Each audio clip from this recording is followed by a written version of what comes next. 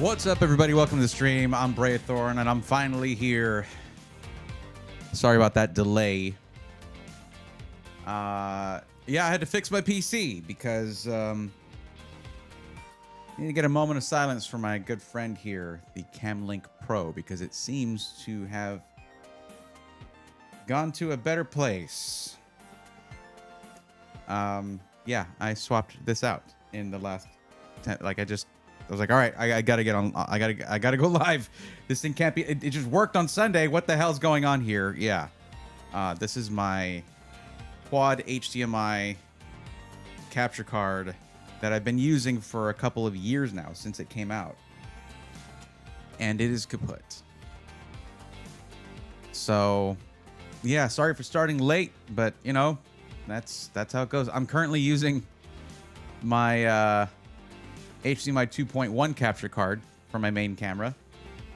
Thankfully, I figured out in this software I'm using how to actually swap sources without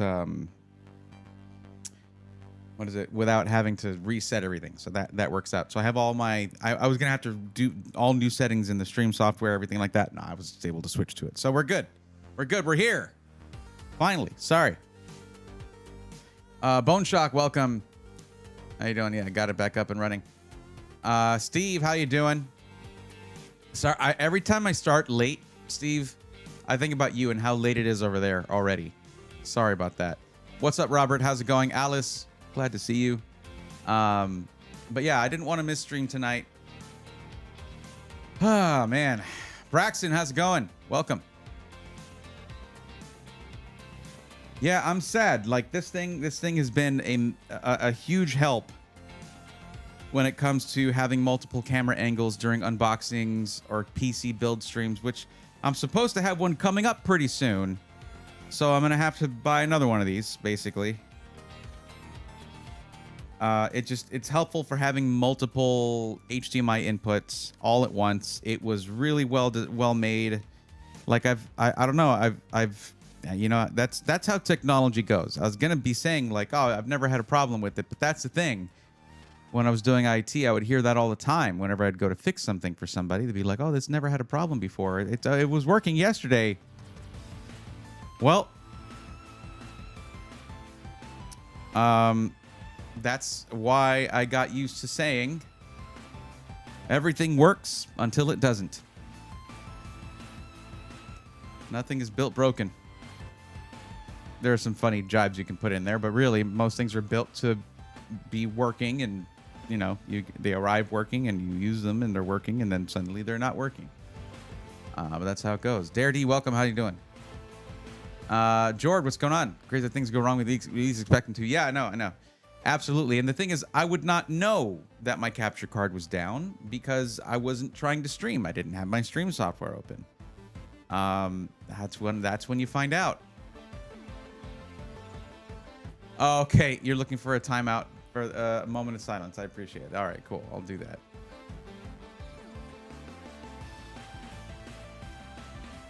There you go, Peter. You got it. Welcome to the stream.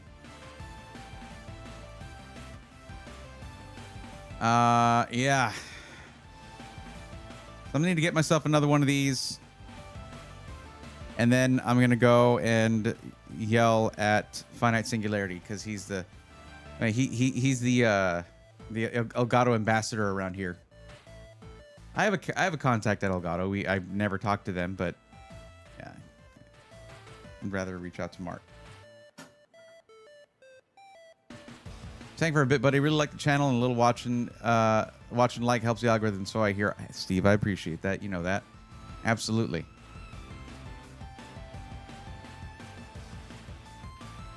Oh boy.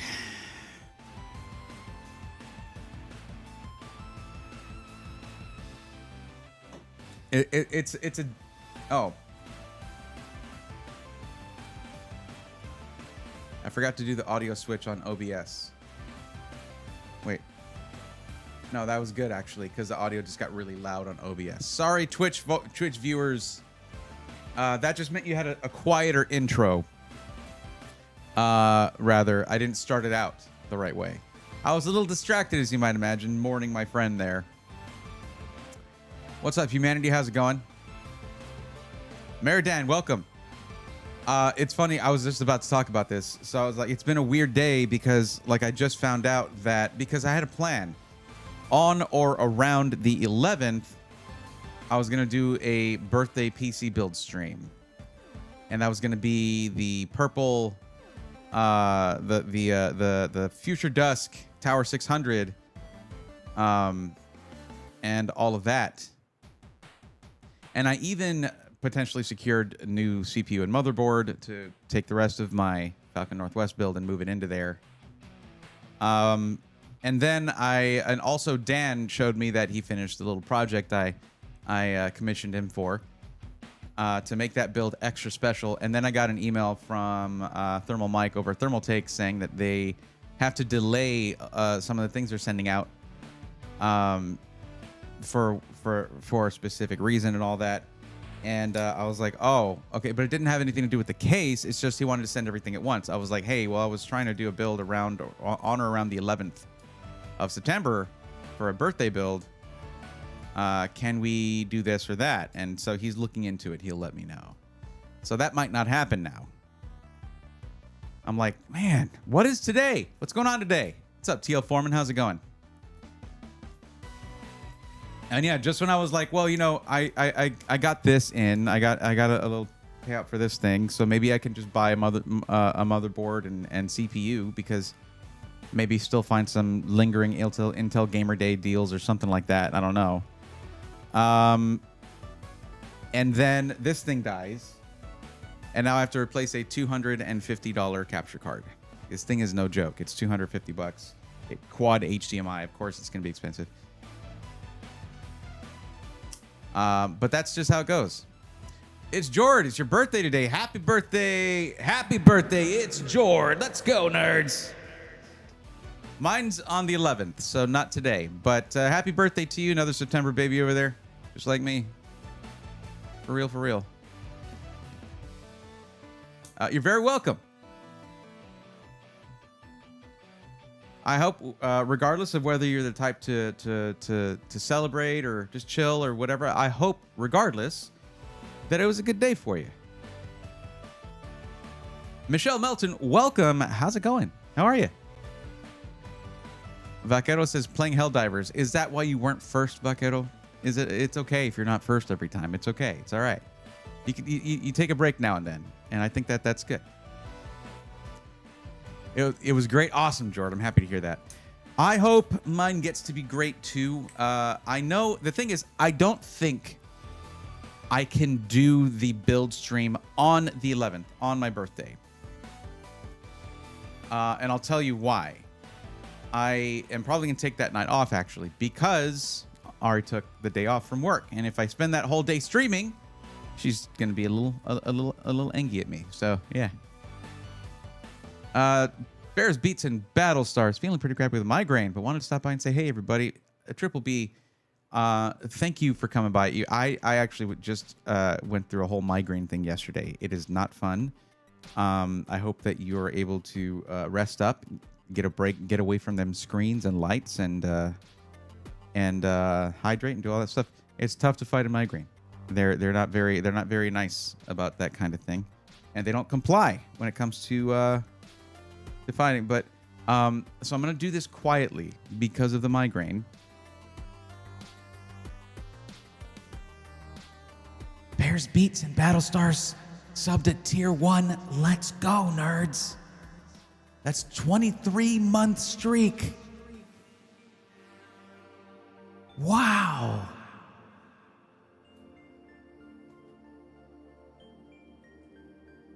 That's not what I meant to do. I hope that was okay. I didn't yell it this time. But thanks, Triple B. Appreciate it, man. 23, almost 2 years. You're about to be 2 years. 2 years ago was such a different time. A different time. Still alive, so I'd say I'm doing fairly well. That's a good metric, Michelle. It's practical. Yeah. Z-Man's what's going on? Welcome. The thing is, I feel like a veteran around these parts. Yeah, you should. You absolutely should. I got some more news today, though. And that is...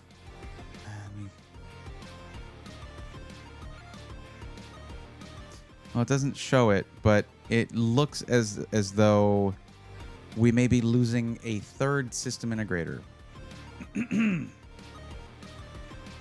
And these guys were buddies of mine. And I feel bad because, like, what if I had recommended them more or something like that? I don't know. The thing is, you guys know how it's been. It's been hardly anybody getting a pre-built. Hardly anyone at all. It's all been Micro Center, DIY, PC part picker lists, things like that. But we may be losing Phoenix PC. And for those who know that story, you know how hard that one hits me.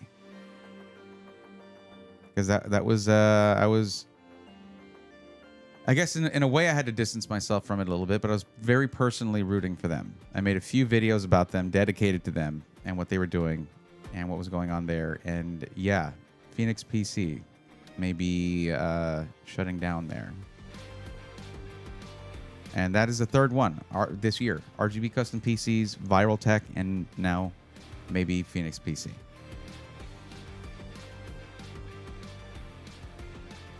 So it's been a weird day.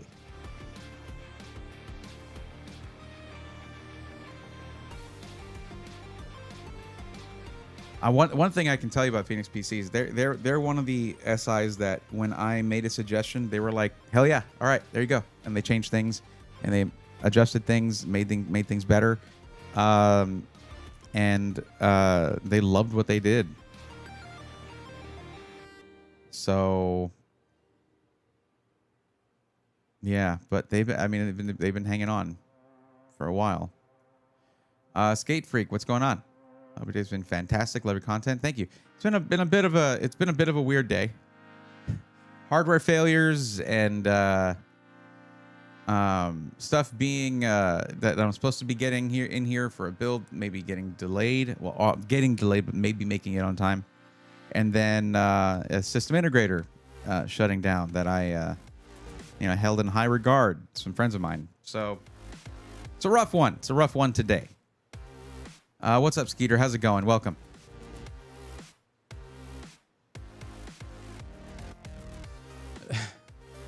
But yeah, welcome, Skate Freak. Yeah. Okay. So one big downside I will say, if we want to look at it practically and not my personal feelings on the matter, is one big downside is not only is an option for quality builds going out the window there. I mean, I need to figure out what's going to happen with warranties for their customers, because I think they had a 2-year warranty. But on the other hand, also, you're losing one of the few companies that focuses on building live on stream. Every build they sold, they built live on stream. That was a big focus for them. And yeah, Alucard, we may be losing Phoenix PCs, which is kind of a big deal there. So, yeah.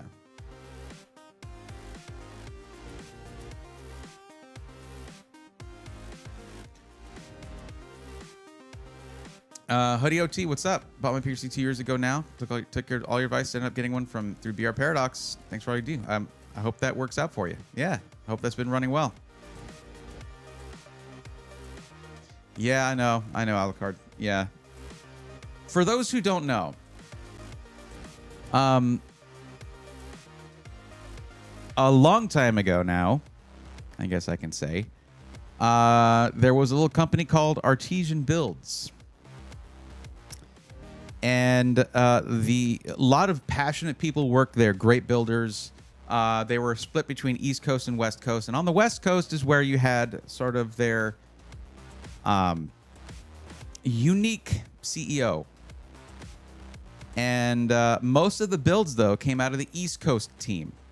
And from the East Coast team, 2 companies have spawned since the shutting down of Artesian Builds. And one of them was already before Artesian Builds shut down. that was already in the works, and that was Starforge Systems. The guy basically running the show on the East Coast, and some of the builders there went over with him to start up Starforge, and they're freaking destroying it. They sought backing with OTK, and that meant financial backing for them and built-in marketing. It's one of the reasons that they're still thriving, even in this turndown. Now, some of the builders though, and these guys, they'd be live on stream all day, every day, building PCs, and they kept it entertaining and fun. And these guys, a bunch of these guys split off and built their own company that would be employee owned and employee run the way they wanted it to be, and that was to be Phoenix PCs. And they were great. They were really good. A lot of people who bought from there. Now I mean, it wasn't a ton of people who bought from there. Obviously, I mean, that would have probably helped them keep going, but they were more of a boutique, small, lower volume seller. But everybody who bought from them was really, really happy with what they got. Dan, yes, that is accurate. Also, Zintech, what's going on? Welcome in. We're still traumatized by that giveaway stream. Yep. Yeah. I know I have practically, I know that I have in fact recovered financially from that whole debacle, but I don't feel like I have. But yeah, losing them sucks because like they were the best part of that company. The East Coast builders, all of that, just that whole team, they were the best part of it. They built quality stuff. The stuff that you'd see people complaining about, like Mizkif and those guys, the high profile builds that people said were bad, those were all built by the guy, by the CEO. Like he was the one who had his hands on those. They were conceptualized and built by him. Nobody else would look at the InWin WinBot and say that's a high airflow PC case that would be good for a streamer, a very famous streamer who needs to have his PC working. No, nobody would look at that case and say that's good for someone who's going to be making their living off of this PC. No, it's not.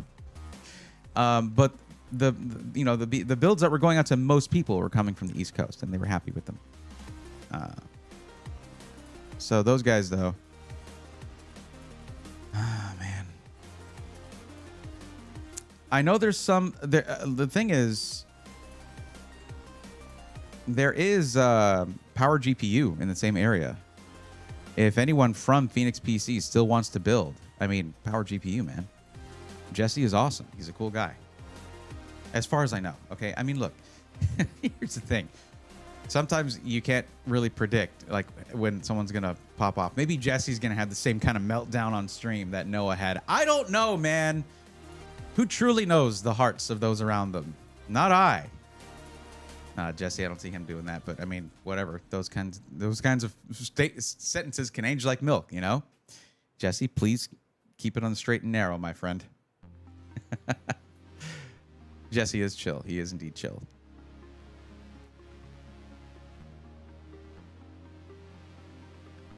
Empire of Noise, welcome. How you doing? Well, okay. I'm sad now. Let's take a look at our list and see what we got going on there.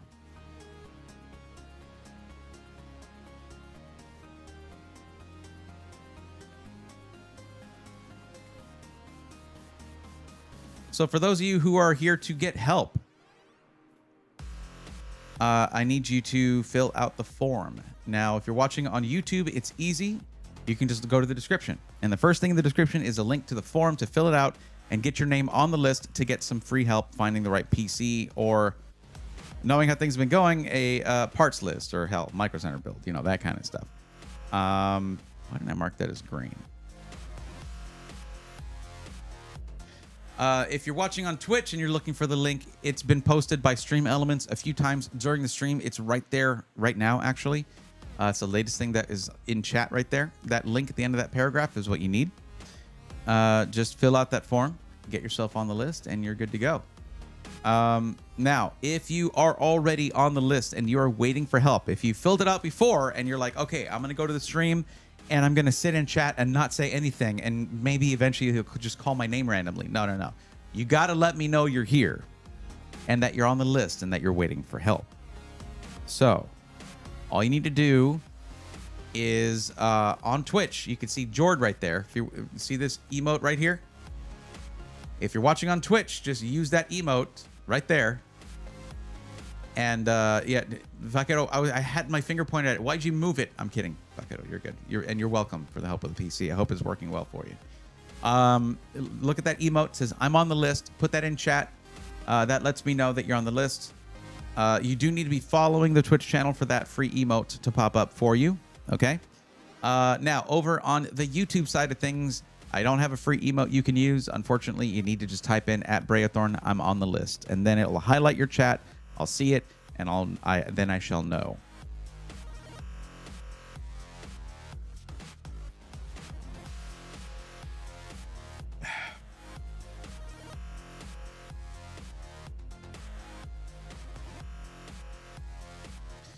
I hate that MSI is taking my money right now with those new MLG components. I'm waiting on the motherboard, PSU, and cooler right now. I haven't looked at them.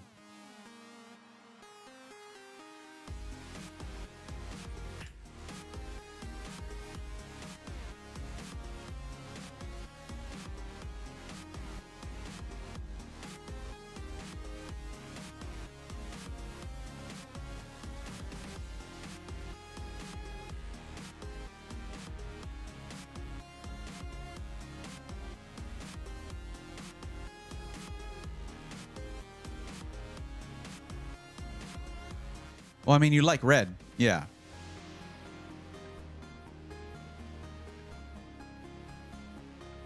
And because of the color red, right? Like that's the only reason.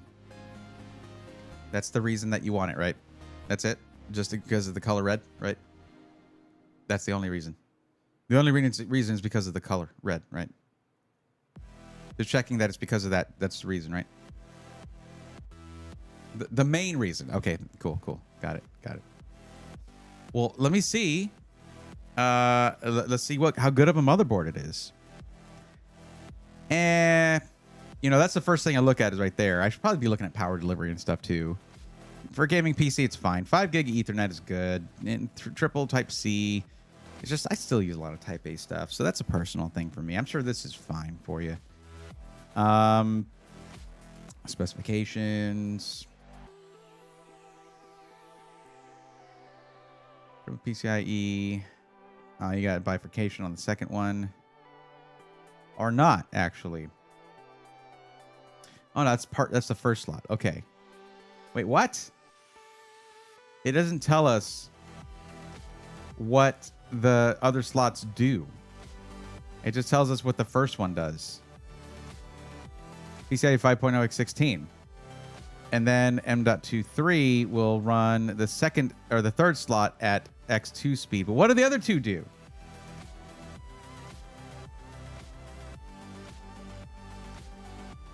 What are they doing? Okay, so you got PCIe 5.0, 5.0.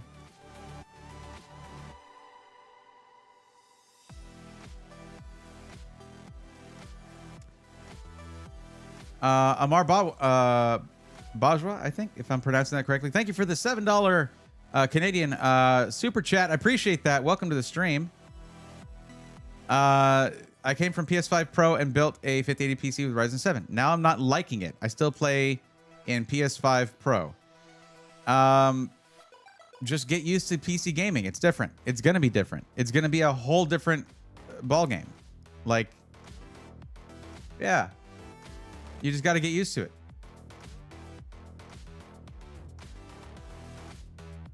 Oh, yeah. Putting him in the red X50 would be nice. Willie Reacts, what's going on? He helped me build a PC back in 2021. It still went strong with the RTX 3080 12700K. That would do it. Yeah. Those are still pretty strong components. Welcome back, Willie Reacts.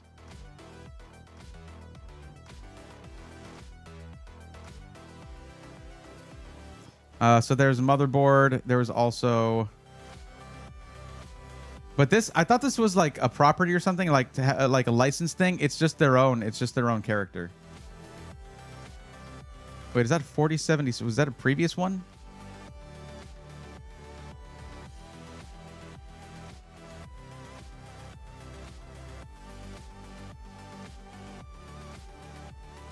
Okay, yeah, that's their more up-to-date stuff. I mean, I guess that's pretty cool. That's cool. If you like the colorway, there's really no, like, it's going to be perfect for you. This kind of like almost red and purple look is pretty sweet. It is good. I'm not sure about the case, though. It's a little wonky.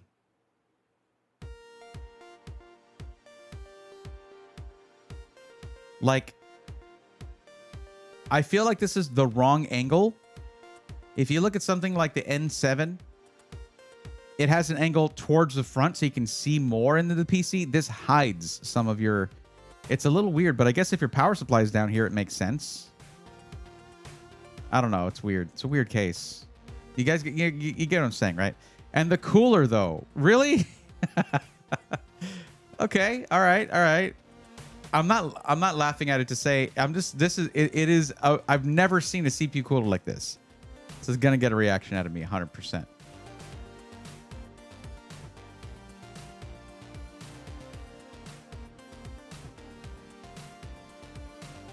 I mean, I think it's actually kind of cool. I expect, particularly if you can change what's like on it and put something else on there, display something else. I think that'd be cool.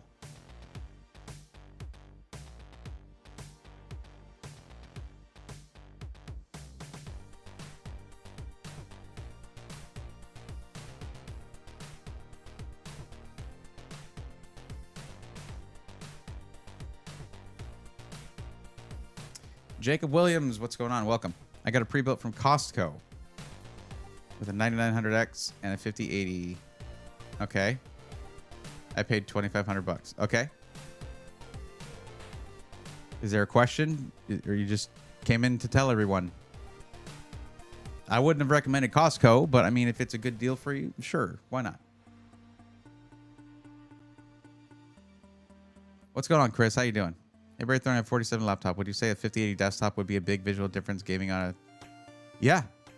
Yeah, it'd be a big difference. Going from a laptop screen to a big OLED monitor with a 5080, yes, that would be a difference. I mean, a 4070 laptop chip is not even equivalent to a desktop 4070, much less a desktop 5080. That's a whole different world. It is an entirely different ballgame.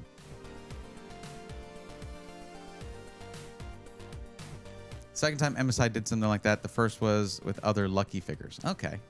If it was an X870 board with AM5 and better I/O, maybe I'd consider it. I mean, for a gaming machine, that's plenty of I/O. Like, y'all got to understand how much stuff I plug into every PC that I put together, you know?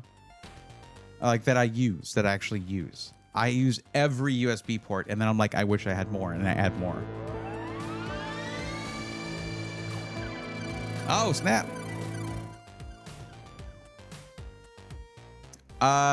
Drewmatic Gaming rating with a party of 3. Welcome, Raiders. Let's go, nerds.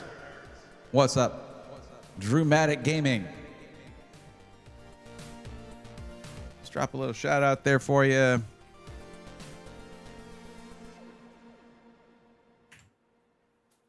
Bergie, what's going on? Hi, you are up. I am up, indeed. Yes. Yeah, my capture card died. My capture card died, so I had to swap it out. That's streaming for you. But Drewmatic, thank you for the raid. It looks like we were just chatting. Thank you for bringing your viewers here to hang out. And if you want to go take a break after streaming, you don't have to hang out. It's all good. Thank you very much for the raid, though.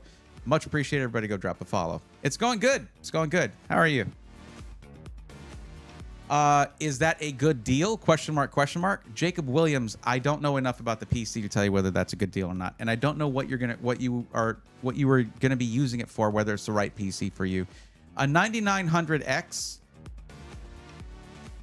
if you're just gaming, not the right choice.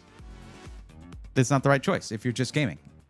You don't need 12 cores when you're not gaming because you're just gaming with that PC. And whenever you are gaming, you paid extra for a CPU with 12 cores that goes down to 6 cores whenever you turn a game on. Because, yes, it does have core parking, even though it's not a 3D V-Cache chip.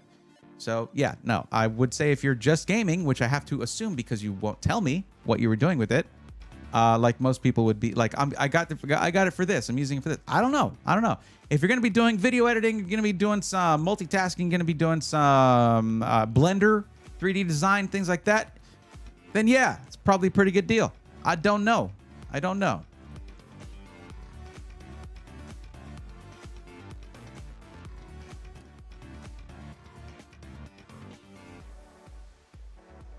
Xian said, I bought an HP Elite Desk 705 G4 micro tower.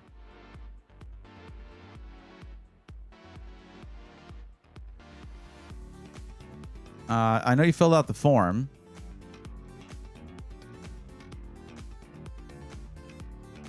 A 250 watt power supply? Okay. You're gonna need to swap out that power supply if you plan on putting in a dedicated GPU. That's for sure.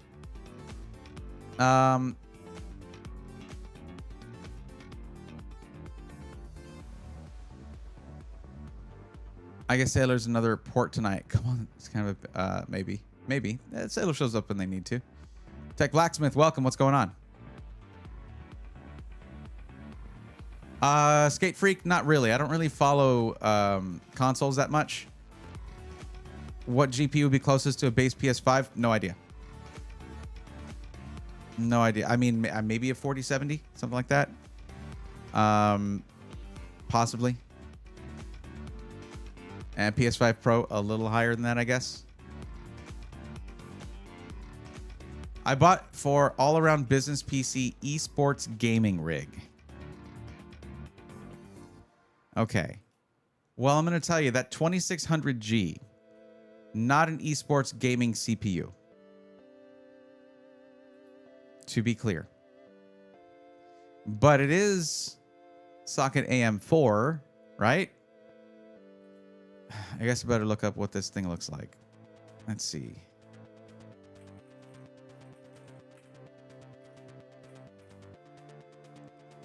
Elite Desk 705 G4.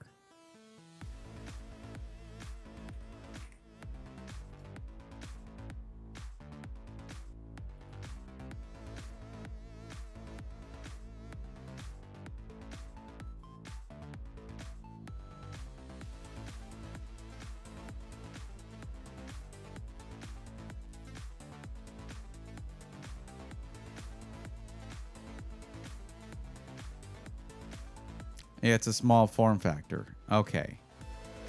So you're going to have a proprietary power supply in there. You can't upgrade the power supply. Okay, look. Here's the thing, guys. Here's what you're going to see. You're going to see videos out there that are telling you, "Hey, buy these old office PCs and then you can do this and do that and upgrade this and upgrade that. Put in a GPU, do that." It does need to be able to fit. And you do need to be able to upgrade stuff, like most of the components, particularly stuff like the power supply, and that can be impossible in certain old Dell Optiplexes and HP ones. So I would probably pass this one along and see if you can find one that has an actual PC case. Because like, here, you guys aren't seeing what I'm seeing. Here you go. It's just this little small form factor thing, something like one of these. And that's what the back looks like. That's not what I want. That's what the back looks like right there. Let me get this to where it needs to be. There we go. And that's not a standard form factor power supply here.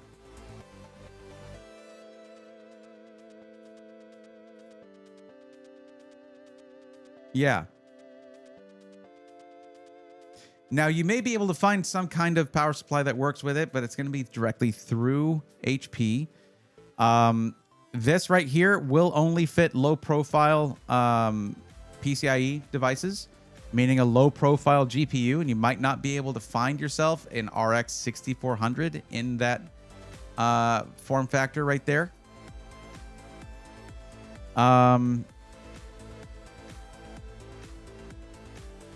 yeah, I wouldn't think of this as my future esports secret weapon. You know what I mean? You can't really do that. You can't really make it into that. And if you can, awesome. But I don't know how to do it. And that's just me being frank with you. No idea. I wouldn't know where to start with this thing. I don't know if there's even PCIe slots available on the motherboard. There are some low profile that might be able to fit. I only know Gigabyte has ones like that. Yeah, like they had the 3060 and 4060 ones that might fit this. I have the micro tower version. Okay. So there's who would put this much of it into the name here and then have different versions? Like it sounds too elaborate. Okay. Micro tower version. Is that this?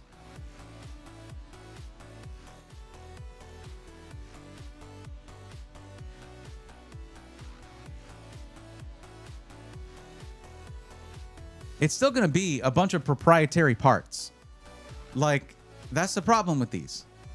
It's not necessarily going to have a standard ATX power supply. It's not necessarily going to have open PCIe slots for you to add things. It's going to have proprietary stuff to it. You can't swap out the cooler. The cooler is whatever they used. Like with Dell, they attach directly to the chassis through the motherboard. It's insane. And the problem is, I feel like a lot of content out there based around these can give you some false expectations. But it does get clicks, which sure, that's great. But it's going to give you some some unrealistic expectations. Is this the one here? Is this the Elite Desk? Elite Desk, maybe?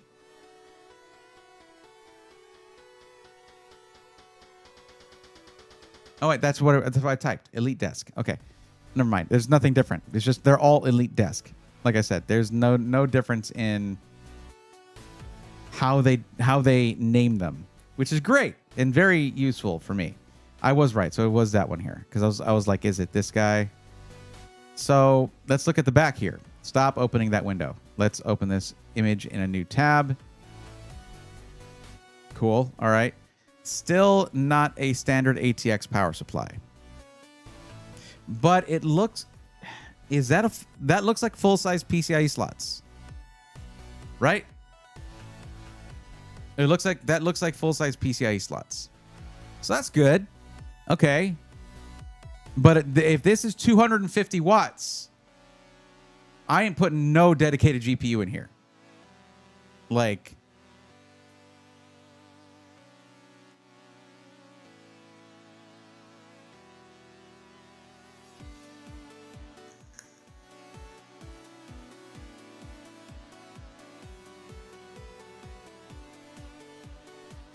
yeah, I don't know.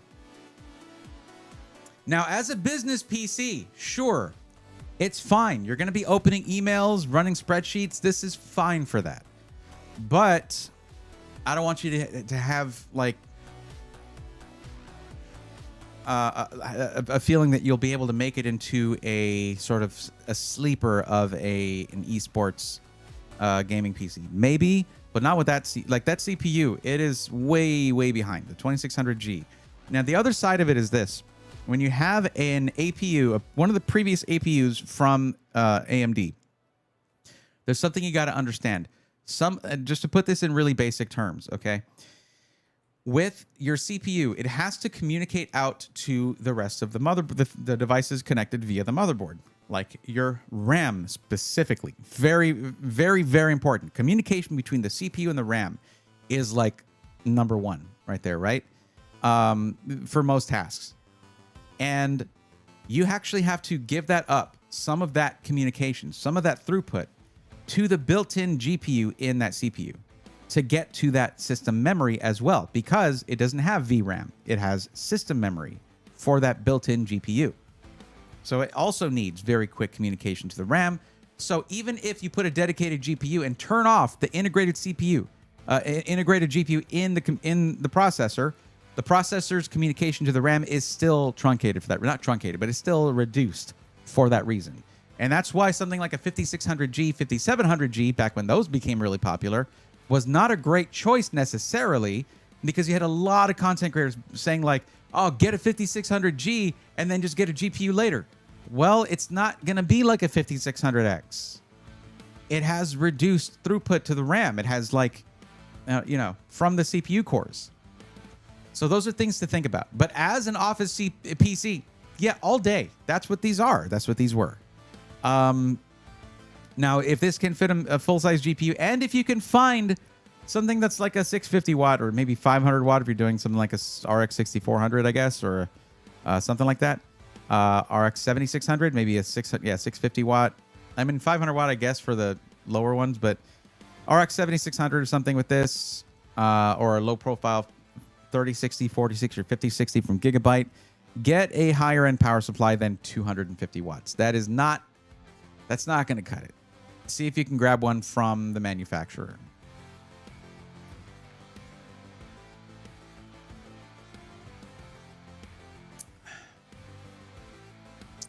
What's up, All Factors? How's it going? Do you run your computer with XMP or Expo, whichever your computers are? Have it. I've never had my computer power off because XMP is on, All Factors 5. But if it's AMD, I run Expo, and if it's Intel, I run XMP. Yes.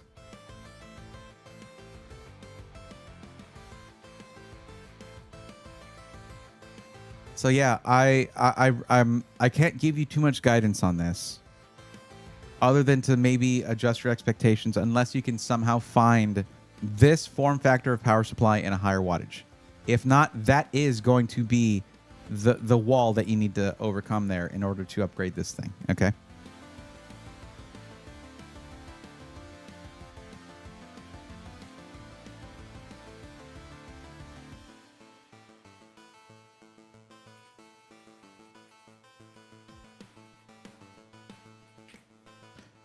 TJ Sparks, what's up? Welcome. How's it going?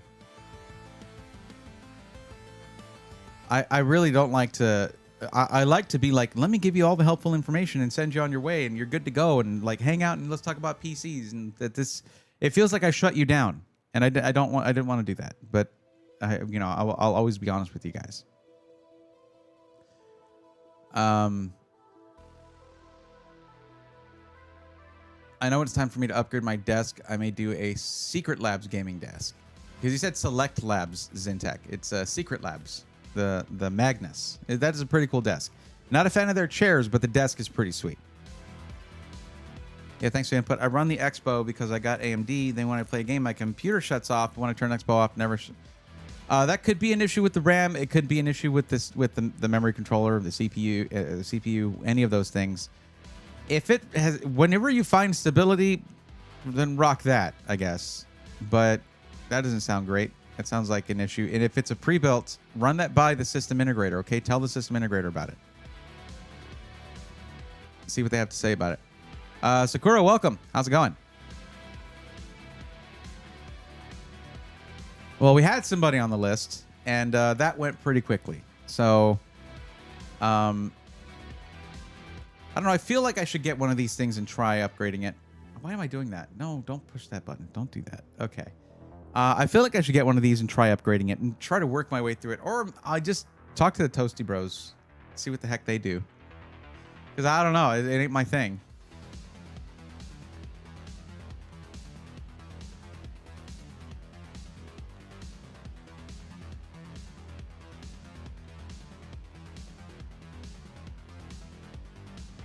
Okay, well, the list is open. Anyone who needs help, please fill it out. Please fill out the form. Get on that list. If you have filled out the form previously, please let us know that you are here and waiting for help. There are plenty of people who filled out the form previously and never got their help because they didn't come back or whatever. Yeah. Well, thanks to you, just saved me a lot of money. I'll just save my money and get a 1500 XP with 9070. Thanks. Yeah, no problem. Okay. Yeah. Look. Whenever you whenever you're ready for that, come on back and we'll spec something out for you.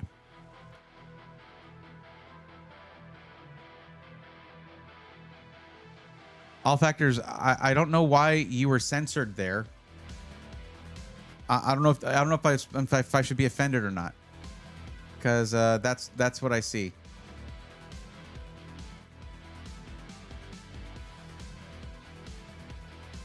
What are you calling me here? What are you calling me? Are you calling me names?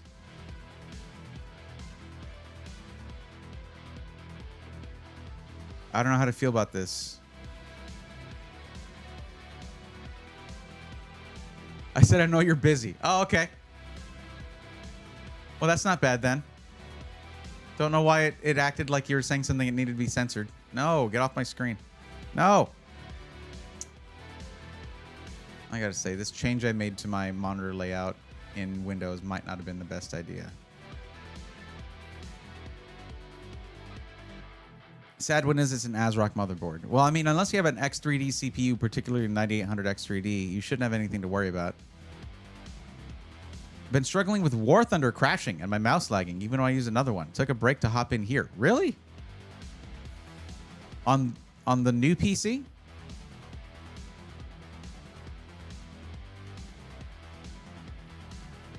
I've never played War Thunder, even when Linus Tech Tips tells me to, because they were paid to tell me that. I've never played it, so I don't know. Chris, Toasted Bros is good at this. They are good at that kind of stuff. And so they'll know where to get stuff like proprietary power supplies, things like that. They might just have some on a shelf somewhere. I don't have that kind of stock, unfortunately. I worry that... Well, no, can't really talk about that yet. I got a lot of work to do before I can talk about that one. Yeah, War Thunder keeps crashing and my mouse keeps lagging, which is really annoying in shooters, but whatever, I'm still troubleshooting. My mouse keeps lagging. How are the graphics running? Are the graphics looking really kind of like not smooth? I don't know about War Thunder crashing. That's weird. But okay, perfectly fine. What refresh rate do you have your monitor set to in Windows? Because that could make it look like your mouse is lagging. So what I'm saying is, yeah, I know it's lagging even on the desktop. So you go right-click your desktop, go to Display Settings. Right. Let me know if you already did this. Advanced, and make sure to set your to the highest right there.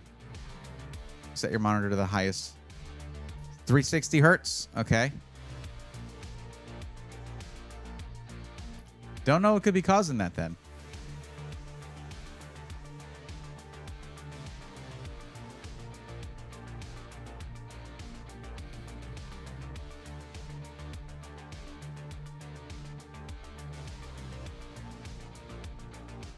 Yeah, that's fine. It's okay.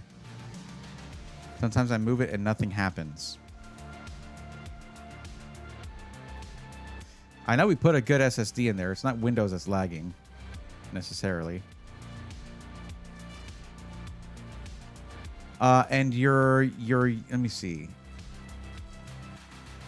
This is gonna seem like a dumb question, okay? But you are plugged into the GPU, right? Not the motherboard for your HDMI or your DisplayPort, right? You're plugged into the GPU.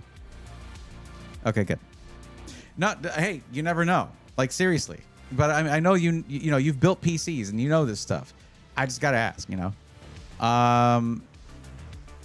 What could it be then?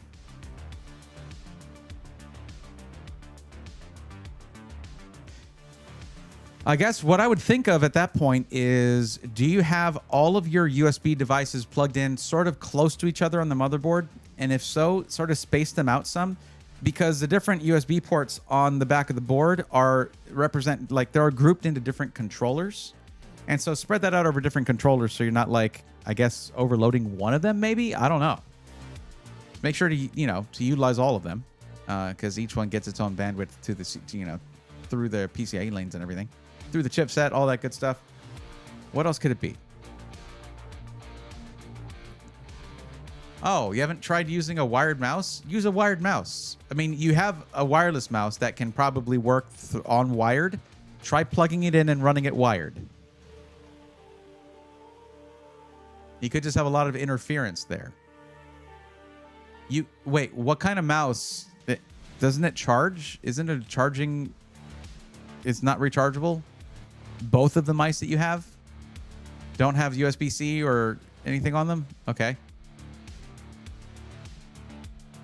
Okay.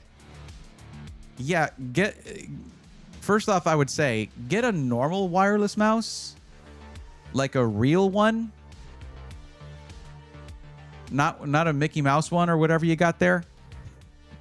One that is USB-C or wireless for situations exactly like this. With a G302 isn't rechargeable? Huh?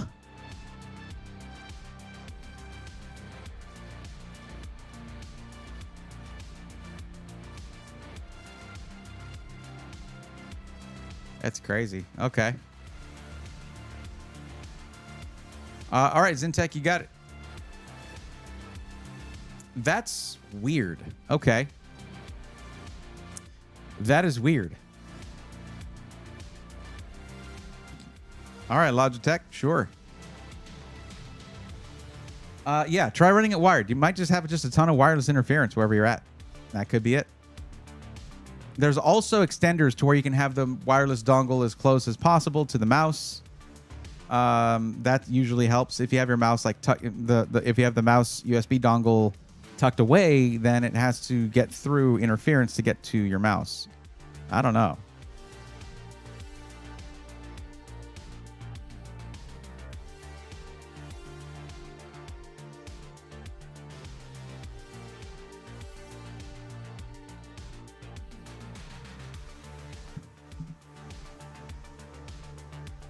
It's literally 50 centimeters away from my mouse. I don't know. Don't know what to tell you. I like the SteelSeries Aerox 3. Great wireless mouse. Great wireless mouse, works wired too. I mean, most wireless mice work wired as well, from my experience.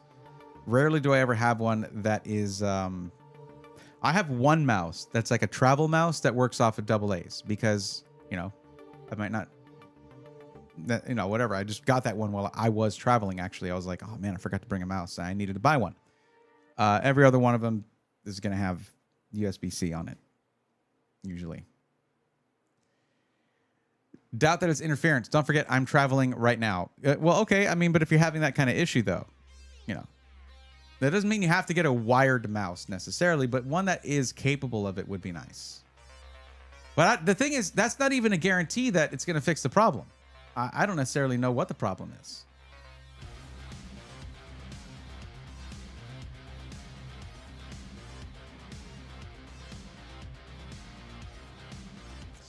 I had an Asus one, forgot which, but it could not keep a charge. Well, that's not good.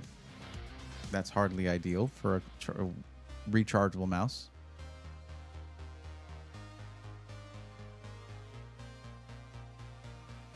I guess I better order this capture card.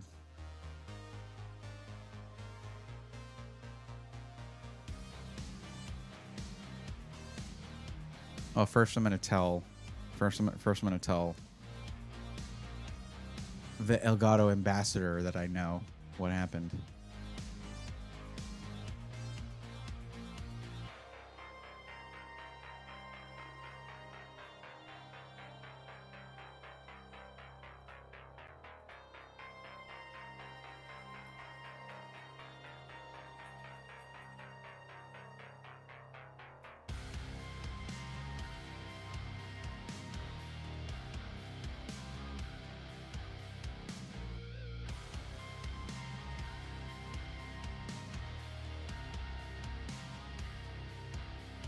Yeah, I'm in my own boat. Computer came with a 9700X.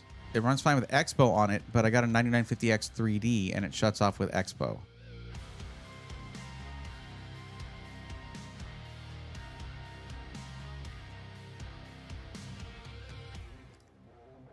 The thing, you know that the 9950X 3D does draw more power than the 9700X, and that it could be that the power draw is a bit much on that motherboard, depending on how many, you know, how many power phases it has, things like that. I'm not talking about the power supply. I'm talking about the motherboard. The motherboard has to take the power from the power supply and distribute it properly. And if you have any kind of issues with heating in your power delivery, that can be a problem. So that's something to consider.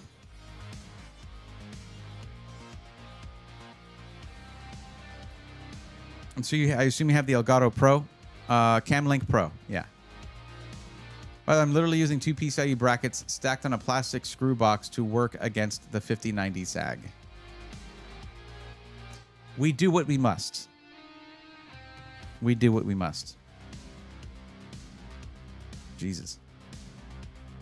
Yo, bro, I bought an MSI 255 VF 24.5 300 hertz monitor. What do you think about it with my MT? Your MT? What does that mean? What is better for competitive gaming, wired or wireless peripherals? Wired. And the monitor, I don't have monitors memorized. I'm not an expert in monitors. I'm sure it's great. If I was an expert in monitors and was able to give advice on them all the time, I probably would say something about that or have something about it in the form. The only time monitors are mentioned in the form that you fill out is to say your budget does not include the monitor. That's it. I never say that I can give advice on those because I don't necessarily feel comfortable giving advice on monitors. But there are channels that do that. But I can tell you for competitive, wired is generally preferred.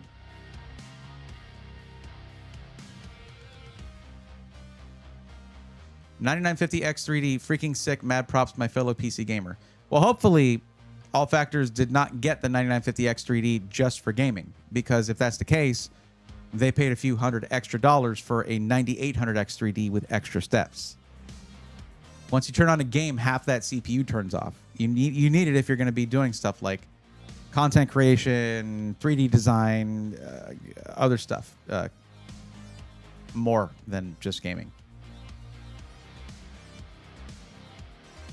Oh, micro tower.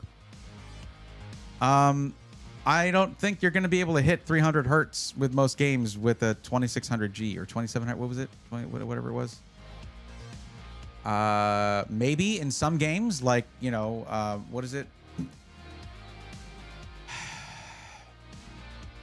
Rainbow Six Siege or something like that just runs at a really incredibly higher frame rate, then maybe, yeah. 2600G, that's right. Okay, yeah, All Factors. Is it, did you get that 9950X3D just for gaming?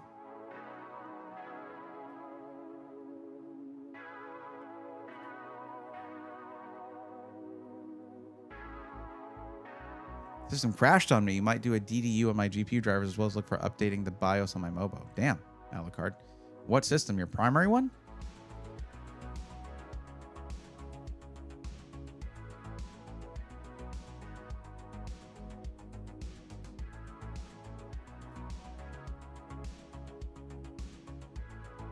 I work for a college here on the West Coast, and I'm a graphics designer. But it's my PC at home, and I do work at home sometimes. All Factors 5, do you use Photoshop a lot as part of your graphics design?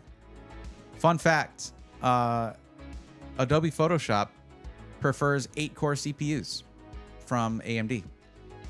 So your 9700X would have been way better for it. Believe it or not.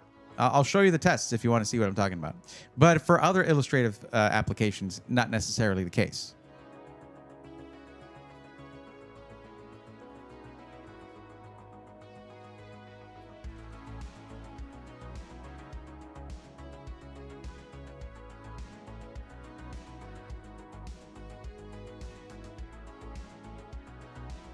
So if we look to Photoshop here, the 9700X actually performs better than the 9950X 3D.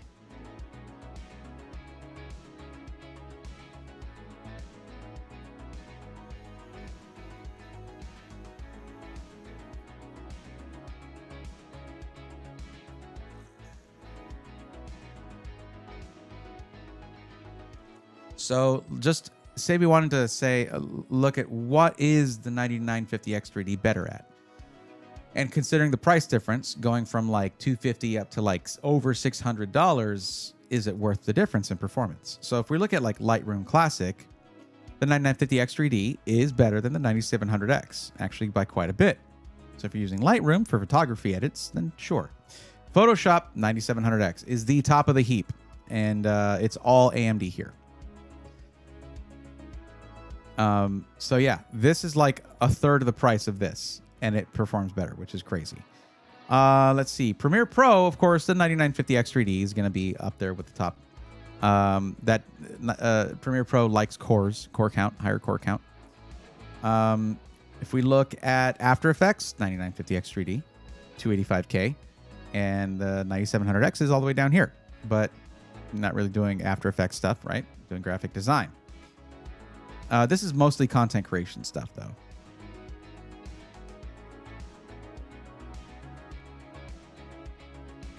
I guess I don't really go into Illustrator if you're using a lot of that.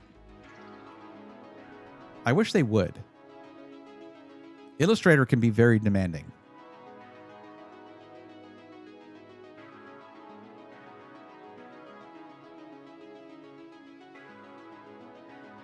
I don't know. Once you get like 200 elements in there, it's like, yeah, this is chugging a little bit.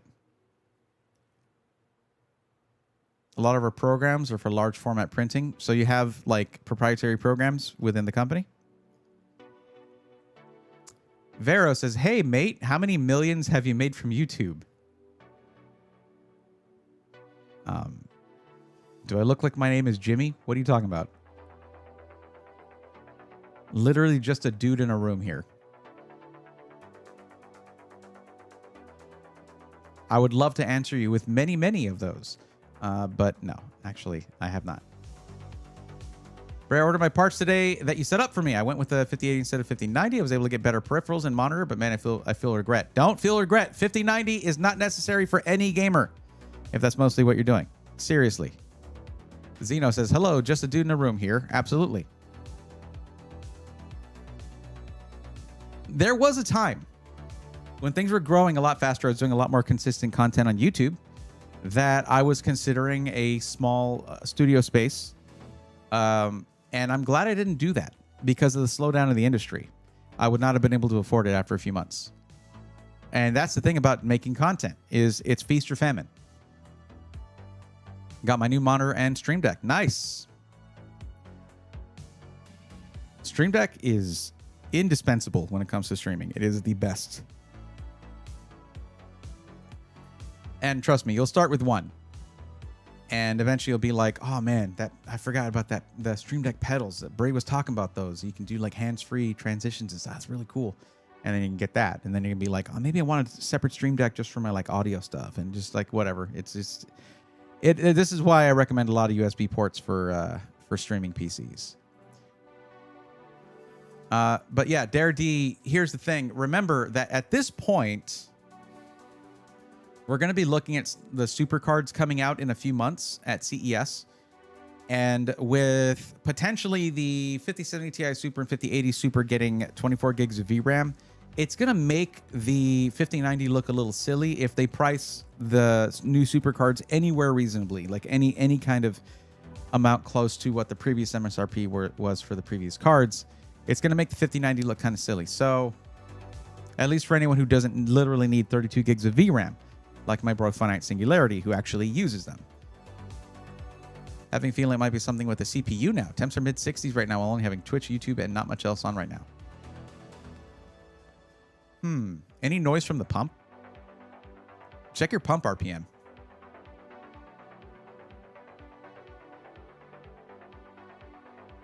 Having a PC is fun, Bucketo. You're correct about that. That's why I like helping people get to that point.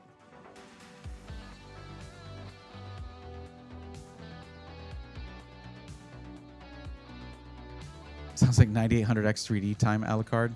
Oh, 7900 with 7900 XT. That's what you're talking about. Gotcha. Okay. A 7900 though at 60 degrees at somewhat idle? That don't sound right. Stream Deck is my next purchase for my streaming setup. TL Foreman, for what you're doing with the DJing thing, I would absolutely recommend the Stream Deck pedal so that you can be doing stuff here and then change cameras, change scenes, do stuff like that. It is absolutely sick to be able to do that. Have you sorted the affiliate link? I have not, actually. Vero, I have not. Trust me, although I was absolutely looking forward to talking to Amazon forever about it, but I have not sorted it out yet. I need to. Martin, what's up? Welcome. It's a micro ATX chassis where it does not get much airflow into the system. Time to take off every panel you can, Alucard. Let it breathe.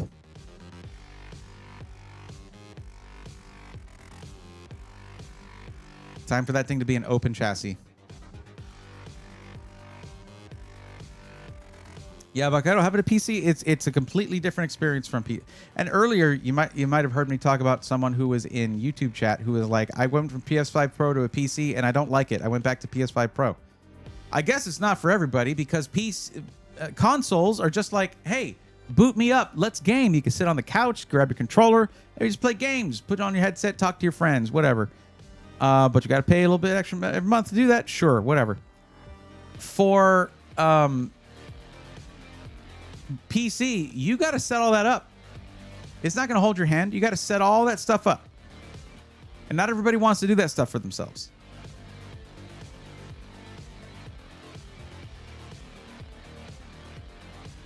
Vero, Amazon is supposed to be really good about returns. You should be able to return it for that.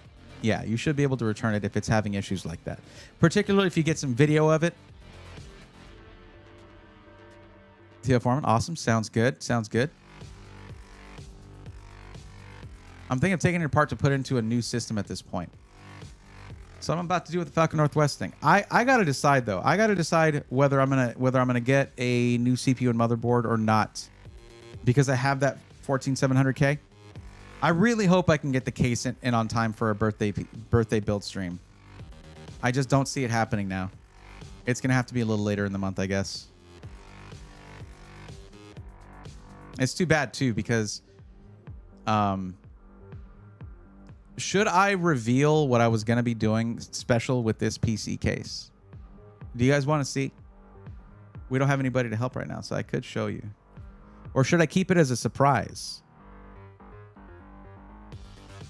Sian, did you do another form? Without saying anything? Did you just fill out another form in my list here? Oh, you got your Future Dust chassis. Okay. All right. I can't complain. I'm getting this one for free. But like I did want it on time. I mean, like, again, you know, I'm getting it for free. What can I say? Keep it a surprise. You got it. It's a good surprise. I'm excited. I'm excited for it. I don't know, Vero, which 5090 has the lowest coil whine. No idea. No idea. But you got to understand that 5090s are beasts. They are beastly GPUs. You're probably going to have some coil whine on some of them. But the thing is, you can go as high as you want when it comes to the price of a 5090. Basically to where it's like, oh, MSRP $2,200. Well, how about $3,200? Yeah, you can get a really expensive one if you want. Coil whine is just a thing that exists with some GPUs.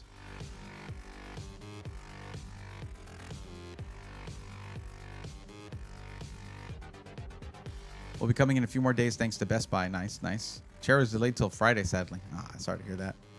A renew thermal compound, everything. A la carte. Yep, can do that. Can you buy them all? Let me know. Cheers. Sure. I've not touched the 5090. Still, not even in a pre-built review that I had to send back. They just won't send one. That's how YouTube's been treating me. That's how that's been going. Can't afford to buy one, and no one will send me one. So, the thing is, like, at the same time, I got sent a 5070 Ti, a 5070, and a 5060 Ti to test and all that. And it's like, that's awesome. That's really cool. But I wanted to, you know, I was looking forward to doing all that rebuild with, you know, my main editing PC. Like, I have gotten nothing from my main editing PC. Like, that's been busted this whole time. So I'm doing it myself. That's what I got to do.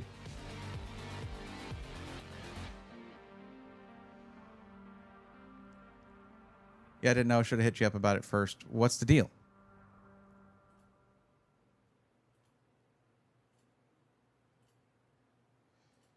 You're the perfect person to send one to, all things considered. Not necessarily. I don't have enough viewership for that.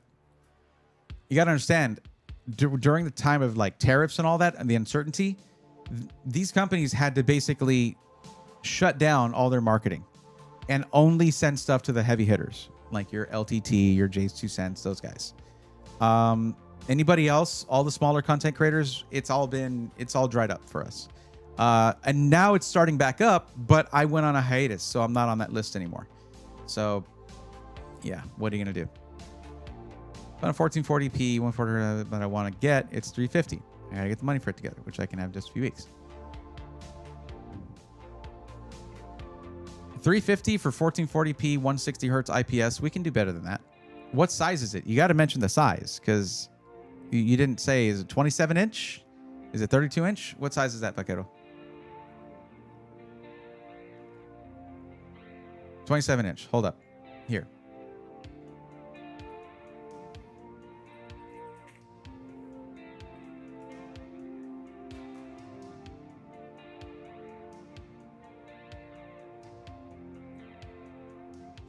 How about the same thing, but instead it's 180 hertz and 229?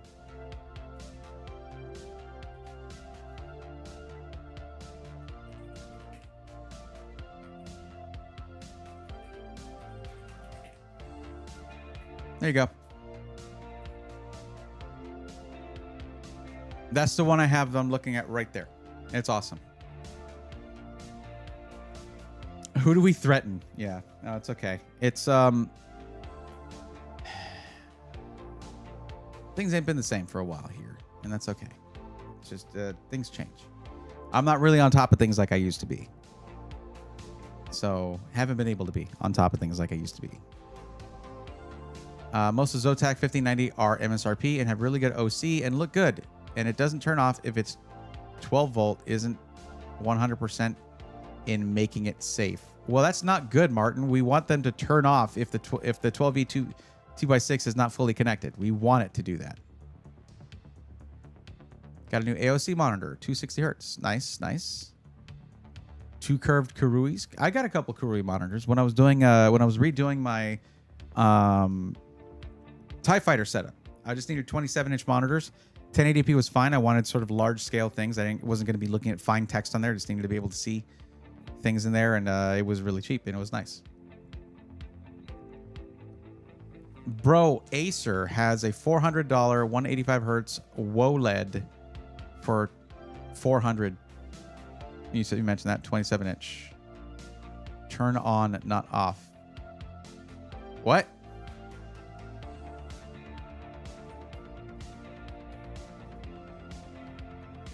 $260, 1440p. You're almost there. Almost there, Zeno. Almost there, giving the critical info. Almost there. What's the other major thing people want to know when you're talking about your monitor? Come on, you could do this. You could do this. You guys like to give out info like it's as if it's a precious finite resource. Okay, there you go. Like I keep having to ask you guys to give me the details on stuff. Just when you're gonna tell me you want something or you got something or you're asking about something, give me the details so I don't have to sit here like, okay, but what is this? Okay, what about that? Okay, what is it? You guys are killing me. Killing me. Turn on, not off. Okay, so it won't turn on. Okay, that sounds better than when you're saying it doesn't. Oh no, actually you said it doesn't turn on if it's 12 volt isn't 100%. I get you now. Okay, I get what you're saying. I misread that myself. Thank you. It is a nice shirt. I like it. I haven't worn this one in a while.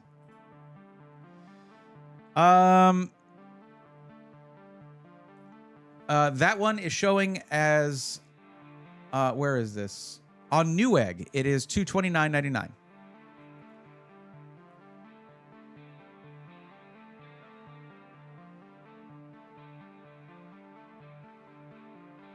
Where were you looking? Because if you go to like Office Depot, it's $325. You just got to look for the lowest price.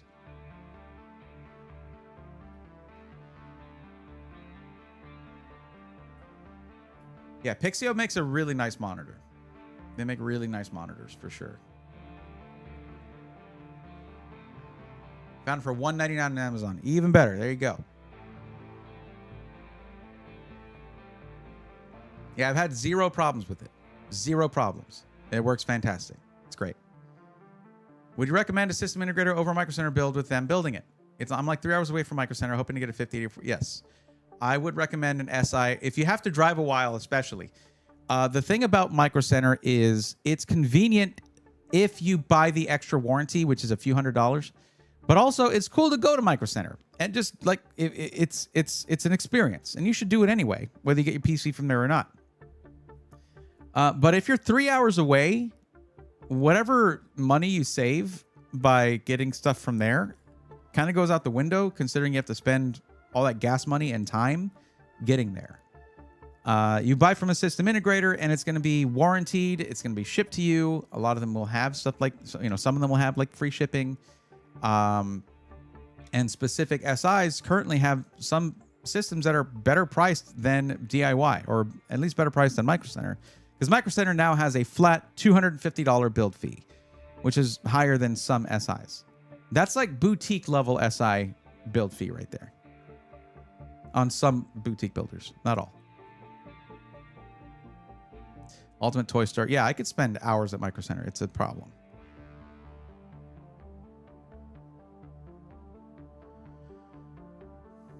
CL28 6000 or CL30 6000. Vero for what CPU?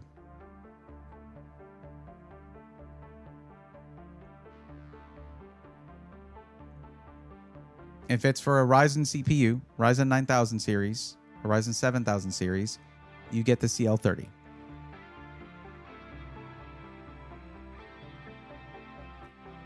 And that's because that's what's recommended by AMD for one-to-one memory sync. 10 nanosecond first word latency is what you're looking for, or absolute latency, as it can be called. That's what you're looking for. You're not looking to go faster than the CPU can handle, because that's going to be, and that's a very, very basic way of saying that, but and not wholly accurate. But if you desync from the memory controller, you actually start to lose performance with AMD Ryzen CPUs. If it was Intel, then get whatever fastest one you want. They run differently, different architecture. 9800X3D, DDR5 6000 CL30, or DDR5 6400 CL32, from my understanding. Do not get DDR5 6000 CL28. That works great on Intel. Does not work as you'll actually start losing some performance if it's on Ryzen, or some stability. Okay. Problem is, I don't want to be tech support a warranty. Well, even if you have warranty, you can still fix stuff yourself now and then. 2B650. Oh, 105. Nice. $35. Hell, that's good. Micro Center recently started streaming, doing builds on YouTube. They built a PC with hardline water cooling of CPU and GPU using carbon fiber tubing. Now I'm mad at Micro Center. They're encroaching upon our territory. Benefit of Micro Center to me was being able to personally get the parts and bring them home myself, even if it's a 4-hour drive there and back. I mean, Vaquero, if it's worth it to you, then sure. You have to understand, whatever money you're saving by buying from them, you're losing that in the travel. Like that, I'm sure you understood that. But it's an experience. It's like a... Now, this person's not talking about building it themselves. They're talking about getting it built for them. And if you're 3 hours away, you're not really near a Micro Center, you know?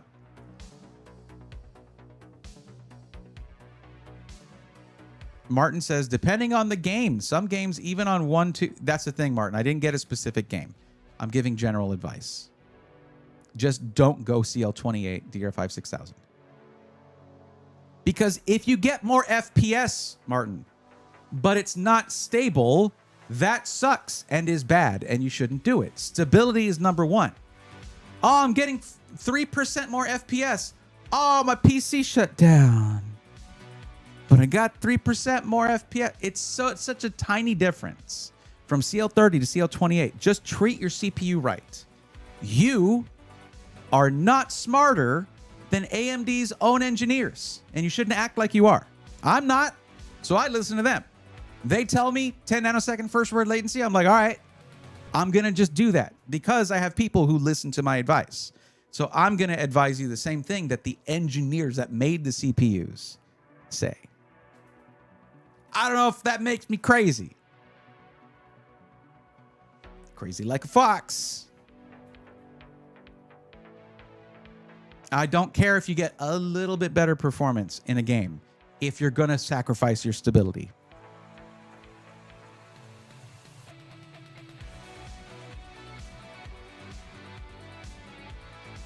It's leaks, Skate Freak, and from fairly reliable leakers. But you still don't spend your money. Don't like plan out your life based on rumors and leaks. You know.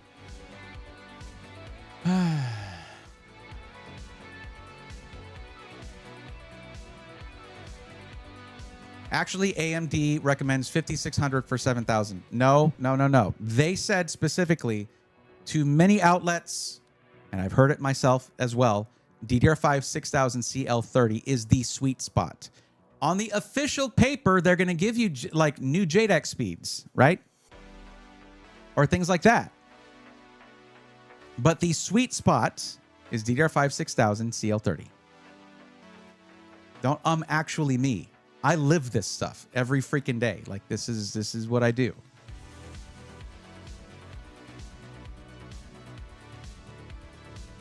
It actually upset me whenever they were like, "Oh, there's going to be a new sweet spot." Like, you don't do that. That's when they started talking about DDR5 6400 CL32 with the latest AGESA. But that also means it's still the same first word latency. So DDR5 6000 CL30 also works perfectly. So you can go DDR5 6000 CL30 or DDR5 6400 CL32, 10 nanosecond first word latency, 1-to-1 memory synchronization, good to go. Does that help?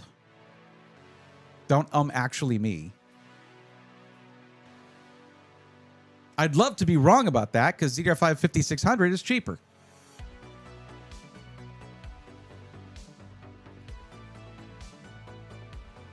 Wish I had $500 for a new GPU. Me too. I do have a couple GPUs. I'm okay. But I probably would spend it on something else is what I mean. Just $500 laying around. Let's go.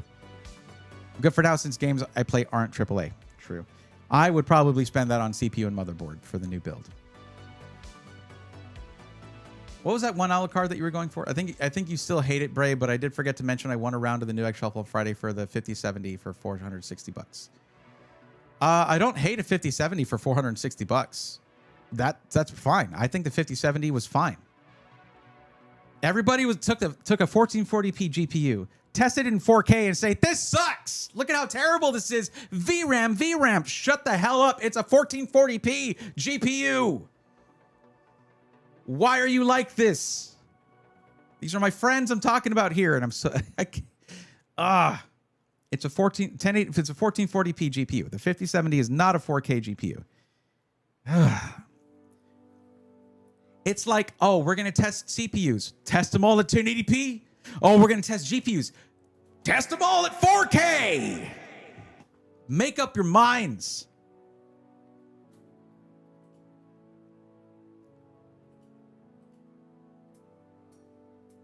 It makes sense to test hardware in its most difficult environment. For GPUs, that's 4K. For CPUs, that's 1080p. Okay? But it's not necessarily realistic. Only a very specific demographic will spend $480 on a CPU to game at 1080p.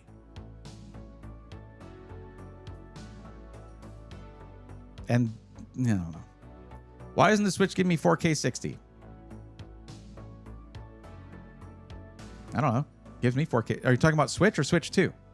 The Switch isn't going to do 4K 60. It cannot do 4K 60. If you're talking about the Switch 2, mine's doing 4K 60, so I don't know what the problem is. I have a 7600 CL34 and I added voltage to make it CL32. It runs super stable on my 9800X3D, but I guess it's silicon luck. If you're talking about DDR5 7600 CL32, I'm glad that's stable. I hate RAM overclocking. Good luck. Have fun. I ain't for it. The thing is, Ryzen, if you're trying to do RAM stuff, like, mess around with RAM timings and overclocking, do that on Intel. You're getting diminishing returns with Ryzen. That's not an opinion. It has been proven. I'm not making this up, and it's not just like my feelings. This has been the case. This has been the meta for years. Ryzen is sensitive to RAM. You need to get the frequency that it likes and the latency that it likes. And that's just how Ryzen has been. And it has been shown in content that is not mine. Like, it's just a known. It is a known element.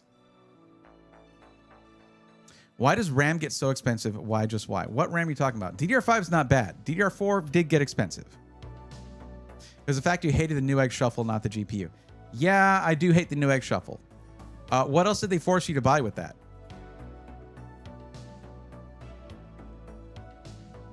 I'm glad you enjoy the rants, Vaquero. I'm glad you enjoy them.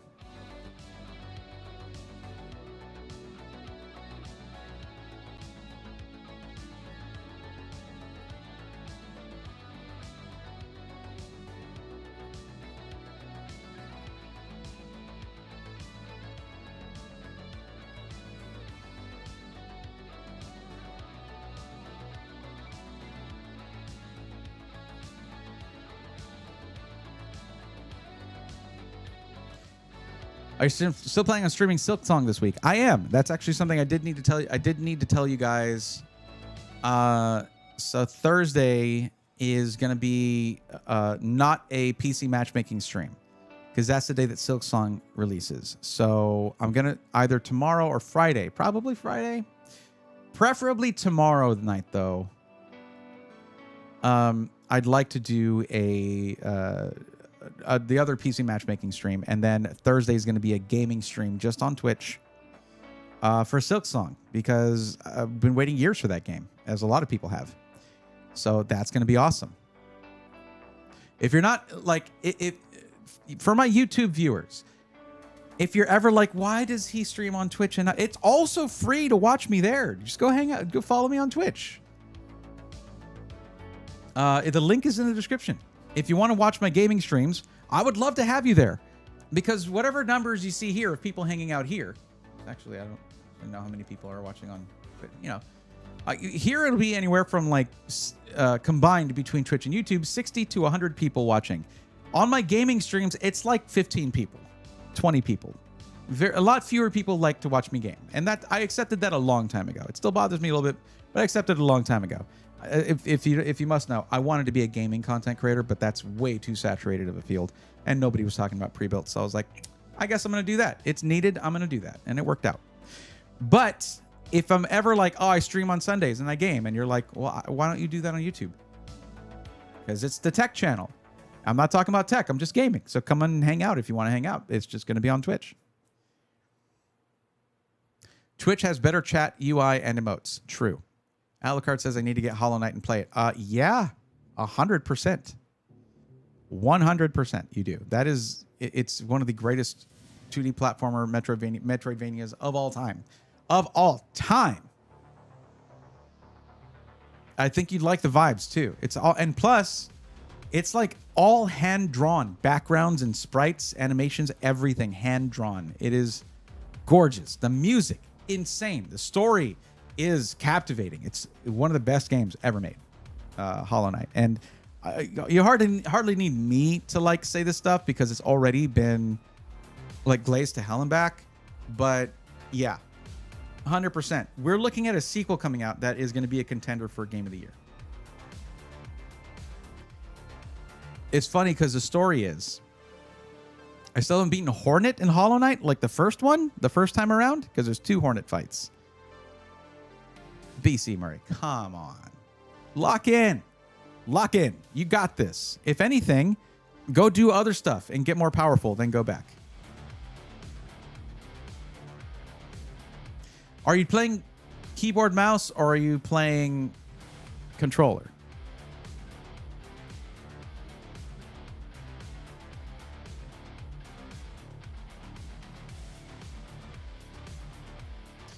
Martin says, "Are you playing Black Ops 7 when it comes out?" No, I don't play any of those games. They never really, I never really liked them, so I never got to play Black Ops, Call of Duty. Nah.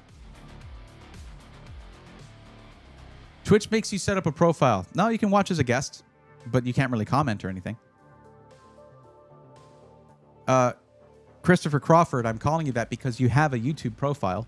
It's the same here on YouTube. It is the same. I just want to scuff. Maybe that'll help. Oh, congrats on the scuff controller. Those are expensive. Wow. Scuff controllers overrated IMO. Zeno, don't hate. It's not like they went out and bought one. They won it. Don't make them feel bad about the thing that they won. Something can only be overrated if you paid for it. IMO. If it's free, it's free. Like, I like to, when someone says they won something, Zeno, I like to try saying things like congratulations or something instead of hating. Knowing me, I would have to play with controller. Yes, you do need to play this with controller. It is much better with controller. There are some people who play keyboard, and as a matter of fact, there excuse me. There's some people who like prefer keyboard with that game, but I'm not one of them. I did get this in. You're going to hear the, yeah. I did get this in recently, and this is the Apedu Pro 3. I am not sure how I feel about this thing. I really like that it has the dock, like my Ultimate 2, and it has the back buttons here, and it's got like these extra shoulder buttons up here, but the face of it is like an SNES controller, but it has, what are they called? The TMI sticks, whatever, TMR sticks, whatever they are. Yeah, I don't really use these. I use this for retro gaming. But the D-pad is almost too tactile, where I find myself like, listen to this, listen to this.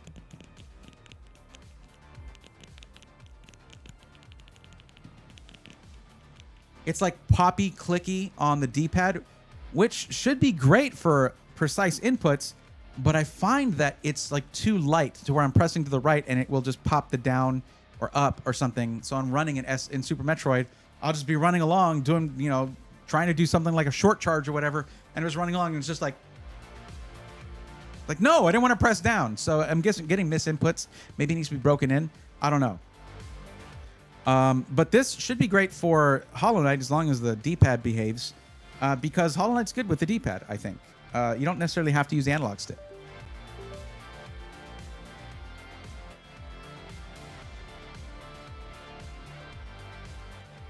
When do you stream, dude?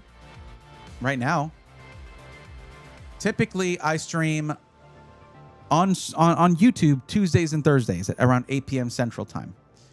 And on Twitch, it's the same, but also Sundays at around 8 p.m. Central for gaming streams every week. But I'm changing it out to do... well, I still did... I'm doing my first time playthrough of Metroid Prime, the remaster.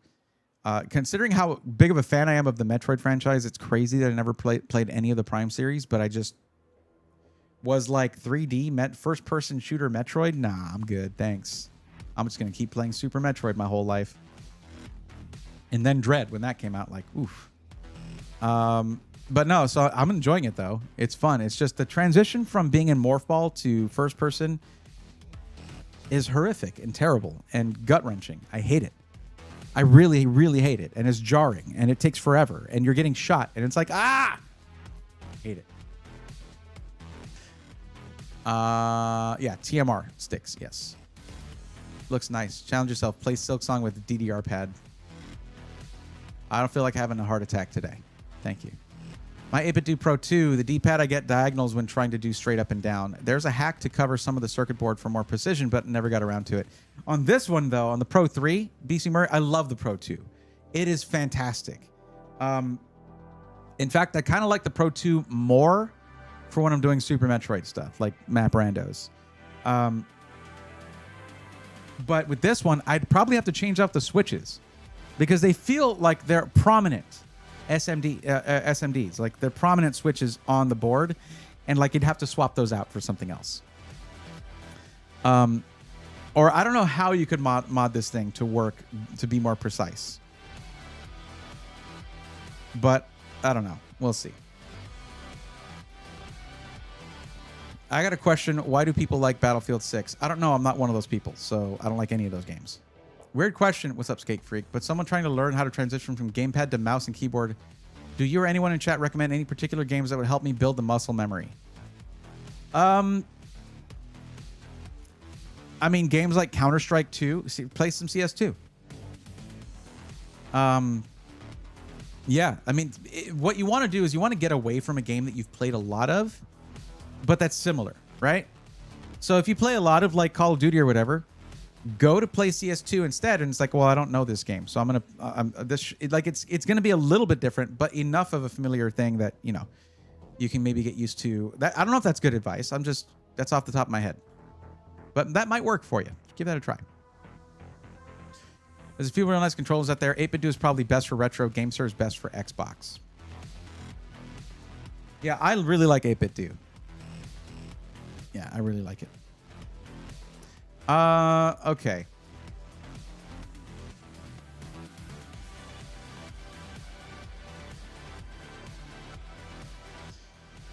I need to do some testing on this thing to see if that capture card really is dead. I'm so sad. Been using the capture card forever. $250 down the drain.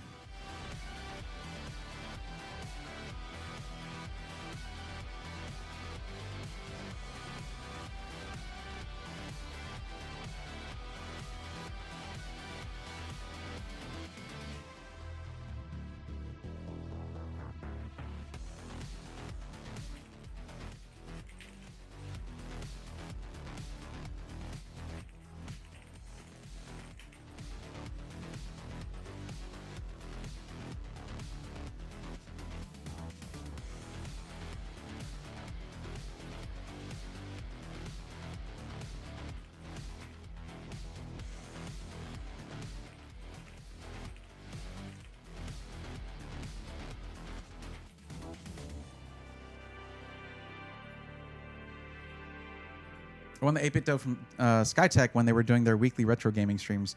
I miss that. I miss old Skytech streams. A lot of that dried up, I think. It just a lot of people stopped watching stuff like that. And I think there's still some channels that do that stuff that can get viewership, but it's unfortunately not as common as it used to be. I got the Vectrix BFG Pro. It's like $220. I got the custom Call of Duty version. It's like $30. Okay. Is it a controller? Love flying in Arma. Depending on what Call of Duty, each Call of Duty has different movement and ways to play. So it changes like every year? Because they come out with a Call of Duty like every year, right? That would drive me crazy. Retro is probably better streamed on weekends. Maybe? I don't know. Best of NES Big 20 is coming up. That's interesting to watch those guys practice and then run. Big 20. Is that a Best of NES Big 20? Is that an official Nintendo thing? Or is it a GDQ thing? What are we talking about there?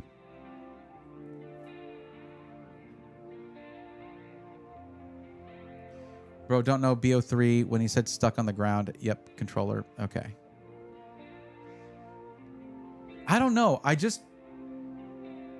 First-person shooters, just like I used to be all about it. Once I started getting shaky hands with the central tremors, I just couldn't really enjoy it anymore because it couldn't be precise anymore. I miss that, but I just moved on to more story-driven games, RPGs, things like that, retro gaming. Yeah. Ted Grant got that 5090 FE. Nice. That's cool. That's a cool piece of kit right there. Congrats. I wonder if I was just sent a really nice message to Jacob if he could swing one for my birthday. You think he could do that? You think maybe? I don't usually leverage that kind of thing and say, hey, come on, guy, come on. That would be really cool, but it's too much money, man. It's too much money to just be like, here's a GPU for you, even though you haven't been posting content in a while, you silly goose. This ain't gonna happen.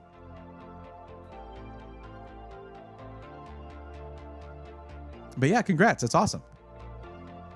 In this economy, yeah, I know.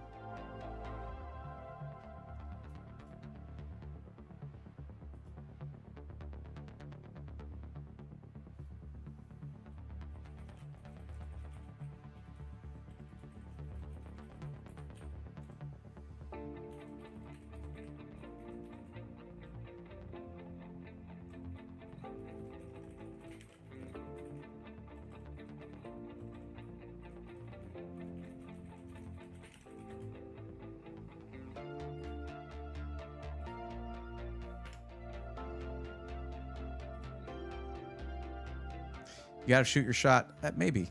Did my mouse just die? Yep. All right. Hold on. Figures.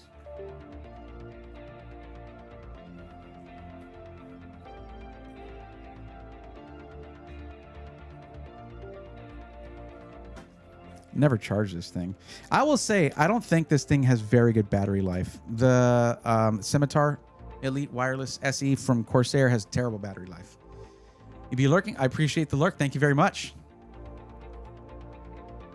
We're going to hop on Hypixel for some Skyblock. I mean, Bed Wars? What does that mean? I don't know what any of those words are, Vaquero. You lost me. I don't know if it has anything official. Best of NES on Twitch. Like 2 times per year, they have runners do 20 NES games with different requirements per game. Wonder if anyone I know is going to be playing in that. Is there a list of the players in that? Skeeter, have a good night. Thanks for hanging out. I appreciate you.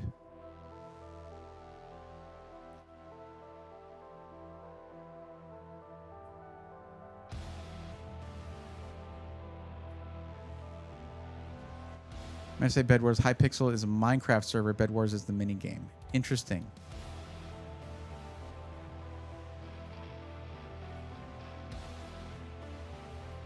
HyperX has like 300-hour long battery life on headsets and mice. Well, here's the thing, Martin. This mouse is also a Stream Deck. That's why I use this one. Does it suck in certain ways? Yeah, it does. The battery life sucks, and I have to have IQ on my PC for that functionality to work. But I use it a lot. I use it more than the pedals, honestly, because there's more options at my hand. I've got my Stream Decks right here, but now I don't have to reach for them. It feels good. Plus, when I'm doing like a standing up thing where I'm doing a PC unboxing or something, I'm walking around, I can just be holding my mouse and I can just, mess with my stream. It's great.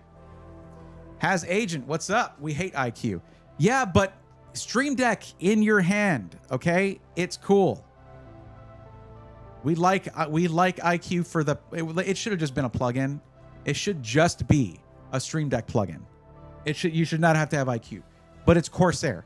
Of course they want you to have IQ. Of course they do. Dang, I need a new mouse. Need to take a look at them. Yeah, Michelle, you can think about it. There's a lot of stuff you can do in the Stream Deck software, including applications like Premiere Pro. You can put in macros, things like that, and you just have basically an MMO mouse with all those things on there. It's kind of crazy. But Has Agent, what's up with you? How's it going? It's been a minute. Did this turn off again?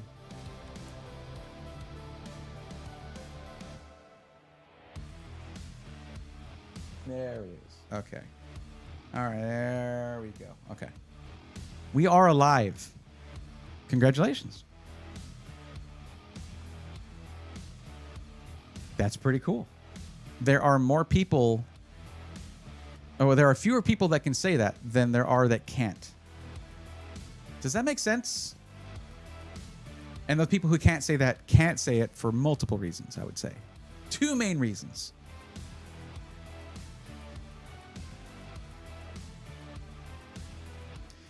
Here's what I want to know, Has. Are we excited about the 4th? Are we excited about the Silk Song, which is indeed real? I don't stream games on Thursdays. I'm streaming Silk Song on Thursday.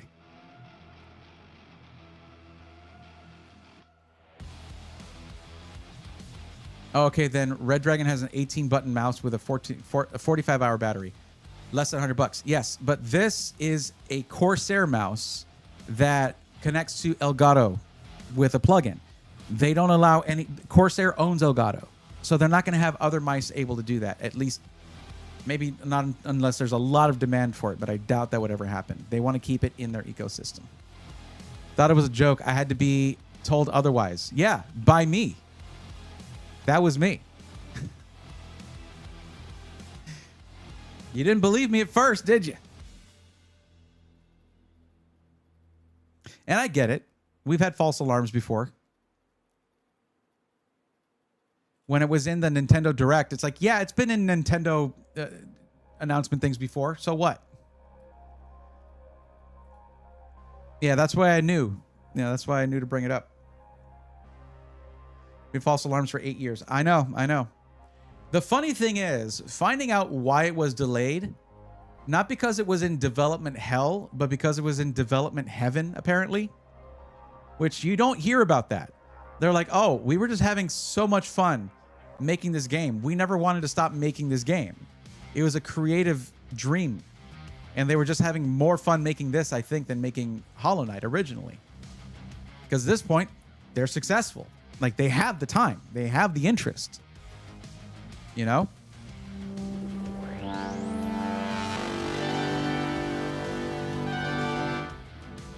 Yo, Brish W, thank you for the tier 1 sub. Let's go, nerds. Welcome back to the Swarm. Thank you, Brish. How's it going? Welcome. How you doing? But yeah, I'll tell you, Martin, when it comes to, if it wasn't for the MMO Stream Deck mouse thing, the one I'd still be using right now, MX Master 3S, for content creation and for scrolling and for all that stuff. It's just the best mouse. It's just the best. It's so comfortable. It keeps its battery charged forever. It's super nice. It feels great. And yeah, I don't really play FPS, so I don't need a gaming mouse, really. I just have it now because of the Stream Deck functionality on it, on the Corsair one. Doing great. Just got back from a run. Now we eat and chill. Welcome back from the run. Hope that went well. Have you been? Hope all. Yeah, we're doing good. Hello. What killed the capture card? Tanmay? Time. If you're just coming in, how did you know about that? Did you like watch from the beginning, I guess? Or you saw it in the Discord, maybe? Yeah. Just, I don't know, time potentially. My saying is everything works until it doesn't. That's how tech is, and anything that runs electricity through it in general, and anything with moving parts. It all works until it does not. Discord, right. Yep. Has my my favorite capture card, well, for cameras anyway, my Camlink Pro kicked the bucket today. Apparently. I got to get another one of these. I have multiple camera angles, man. I got to have my top-down camera, and when I have a 2/3 or like, I was gonna be setting up another camera off at this angle here. I've got my main one. I need multiple cameras. You know what? Time also killed my car's battery. It does that. That will happen.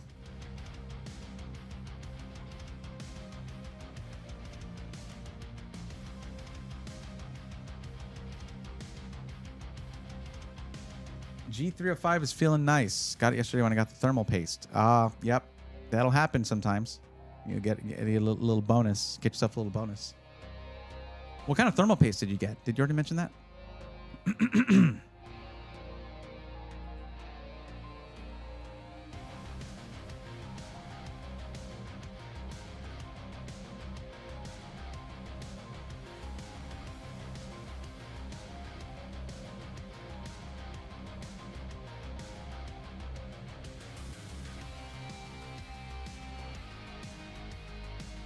Time is so evil, it kills 2 people a second. Well, that's a dark thought.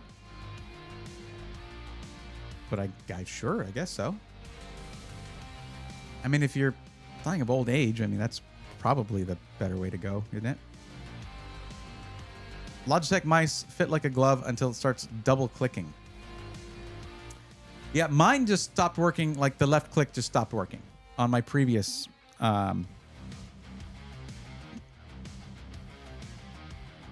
MX Master 3.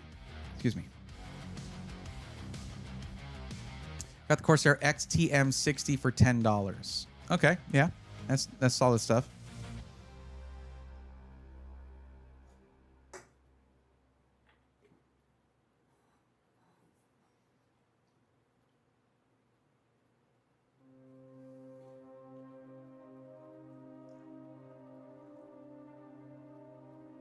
Ask anybody who does a solid amount of content creation, what mouse they use, it's very likely the MX, some version of the MX Master. I feel like a lot of us use those. Well, okay, so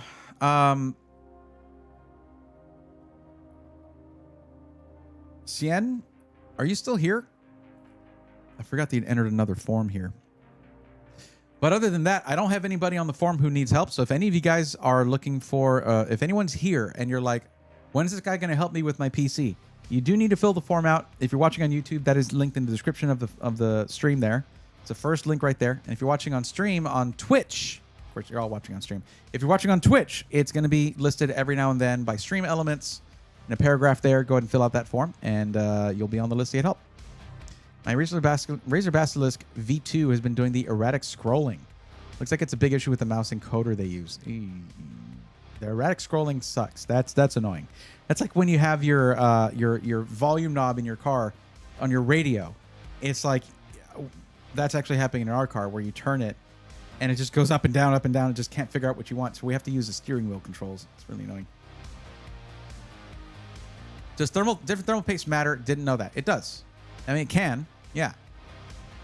Some thermal paste is higher performance, but not as long lasting. Like you need to repaste more frequently. Like not more frequently, like all the time, but instead of every 4 years or so, it might be every year, you know, with higher performance thermal paste. And then some are just cheaper, but perform just fine. Some are better for longevity, maybe a little lower performance, you know? Switched to ProtoArc thumb ball mice recently. It helped with my RSI. Ah, yeah. That can help with that. Razer Kira Pro headset was $200 at lunch. At lunch. Interesting. Sounds delicious. Now it's $48 because of low demand. Let's learn to solder. Got like 3 additional broken ones for cheap, and now I have 2. Oh, Logitech mice. Got it.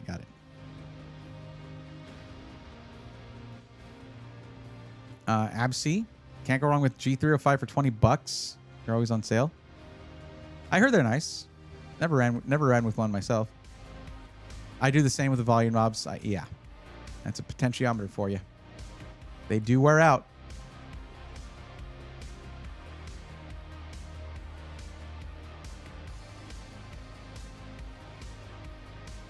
If I didn't have this issue, see, here's what I was thinking. I was like, before I started streaming, I was like, if it's a slow night, because sometimes we'll have a slow night when it comes to how many people fill out the form to get help with the PC. I was like, if it's a slow night, maybe I'll grab my main PC, throw the 14700K in there on stream, you know, just. But now I don't have a top-down camera because my capture card died.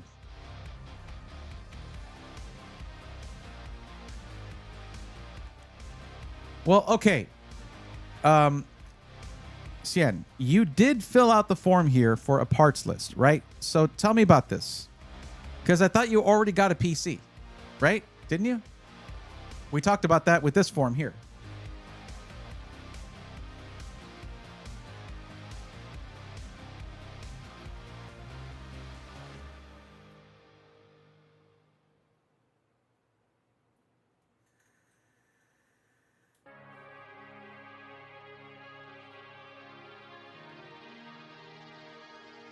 Try it. Yep. Deoxit contact cleaner.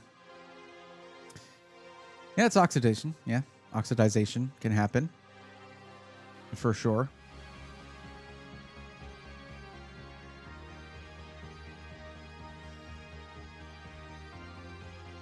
You know what I need to bring back? I know. Oh, it's not on this PC. So before, I used to have a thing whenever somebody subbed, and it was a musical stinger that I'd made way at the beginning of the channel. I need to bring that back whenever somebody subscribes or gift subs or whatever. I have the G402 Hero wireless, but it's just for the PC I use controller to game. Then why get a gaming mouse? Like, you could have gotten a way cheaper mouse instead.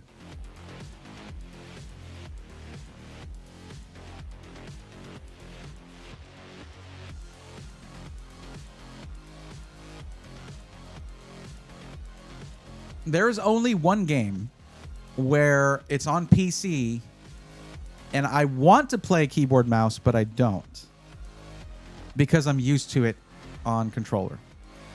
With retro gaming, of course, you want to use keyboard and mouse. In certain games, you use controller, like I was talking about Hollow Knight and stuff. But there's one game where I use controller and I wish I didn't. And that is whenever I play a GTA Online or whatever. And that would have to, I mean, it would, the thing is, you have to understand, I've been playing GTA games since GTA 3. And I played a lot of them. I played them, it was one of my favorite series of games, right? It's really hard to get used to playing that on keyboard and mouse. And what I would like to do is have it to where when I drive, I pick up the controller, but keyboard and mouse is when I'm doing everything else. But I'm so used to the controls. They are intuitive for me on controller. And that's why I have not, I haven't dove into, it's so weird to say the word dive in that context. But this is why I don't dive into GTA RP, because a lot of the stuff you do in there is keyboard based. The emotes, putting, typing things in, things like that. That was supposed to be the purpose of this keyboard here, because it's an analog keyboard, and but I don't know if GTA RP functions with analog keyboards like that, to where I could drive with it, basically. Yeah, I would, but just a real deal gaming/streaming rig. Okay, that's a little tough. What's the actual budget? Let's see what we can do, I guess. Let's see what we can do with that. Because you have the 500 to 1,000. So is it $1,000? Is it $850? What's the actual budget? I heard PSU quality can help reduce GPU coil whine. No, I haven't heard anything about that. It's usually about the GPU itself. The PSU quality, I haven't heard of that doing anything like that. Wireless 9 buttons, good build for $75. What are we talking about? Oh, wireless 9 buttons, good build for $75. Got you. Okay, I get it. You were answering my question. I've been playing GTA games since San Andreas on keyboard and mouse. Yeah, but no, see, Tanmay, when San Andreas came out, you couldn't play it keyboard and mouse. I'm not talking about going and getting it on Steam. I'm talking about on the Xbox. Like the original Xbox. Playing with control, or was it original? Was it PS2? I think it was PS2 with GTA 3. I'm talking about when it was console only. So you can say you've been playing GTA games since San Andreas on K&M, but that could have been since last week when you got it on Steam or something.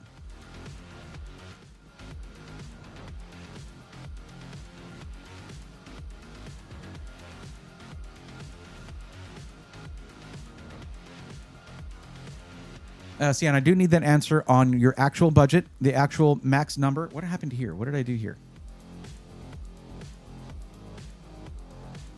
PS2 was original. Yeah, so it was PS2.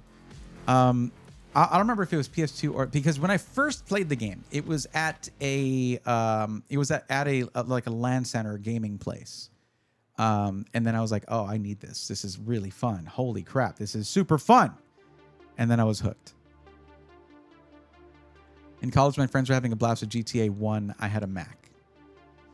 Right. I bought San Andreas on PC DVD. Okay, so it's been a while. But it took a long time to come out on PC.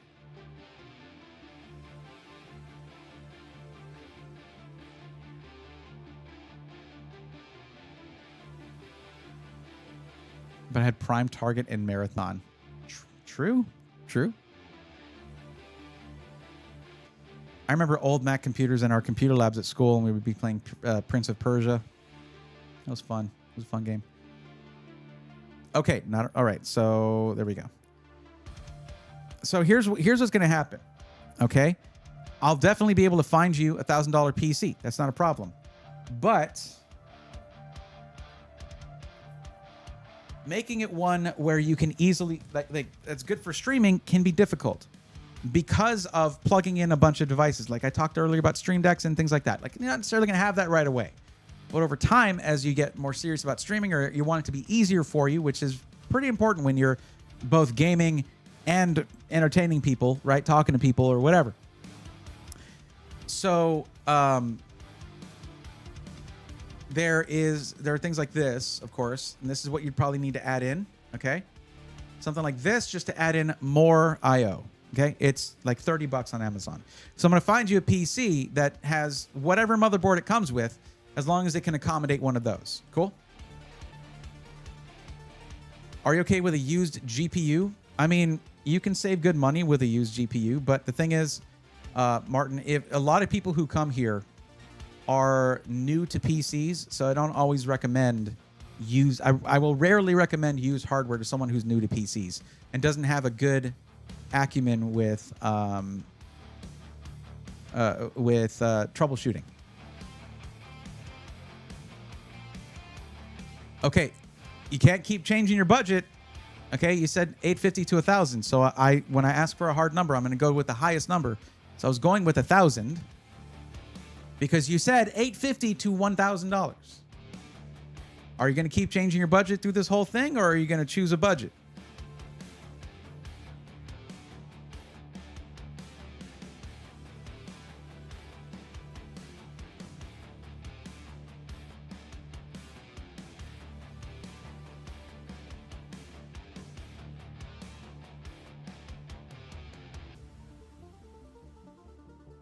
You might find it a little difficult with a budget at that amount. Well, let's see what's there. Let's see what's out there. Oh, you're doing a parts list. What am I talking about? This is going to be a lot easier. Never mind. You're doing a parts list. Not pre-built.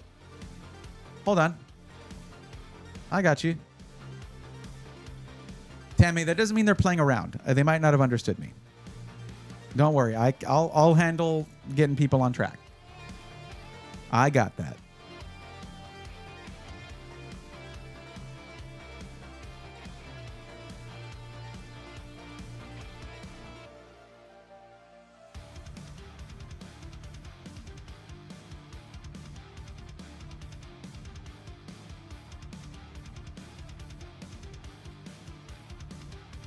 So here's my goal for you. My goal is to set you up with a PC that you can upgrade over time. Let me see what you said here. You said that you're not interested in upgrading your CPU over time, but I would suggest, because you're building it yourself, I would suggest putting something together with upgradability in mind. That's okay, Tamme. It's all right. I appreciate you wanting to step in on my behalf, but I got it. I got it. You know, this is a place to chill and relax. I am the one who rants and gets all upsetty spaghetti about stuff. You can leave that to me.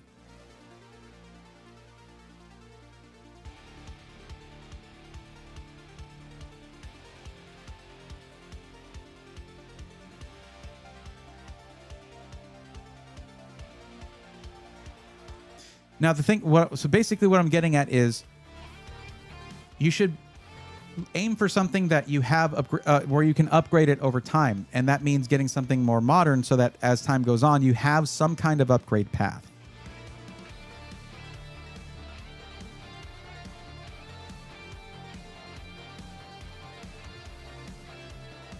Why is the non-X 7700 more than the 7700X? That's crazy. Well, we're going to try to go 7600X, I guess, because it's a really tight budget. Is it really a $10 difference between 7600X and 9600X? That's crazy. Also, there's a 7600 non-X. What was that? That was 184.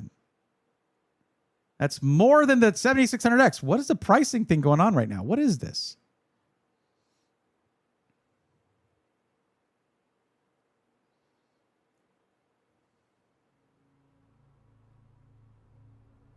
Yeah, I saw the 7500F. No price listed here. You're saying it's $150 for $28. Getting the 7600X might be worth it.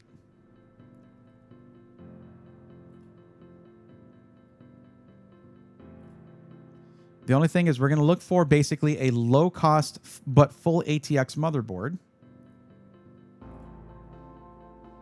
Now, what I'm going to do here, Cien, is I'm probably going to go for a $1,000 build unless we can get it lower. And because you're just buying the parts, you can get them as you have the funds to do it. One of the best things about getting a parts list is that you can get something a little higher than if you're buying a whole PC all at once. Because you're not just trying to game. If you just wanted to game at 1080p, easy. Like that you can get that. But we're going to do what we can here.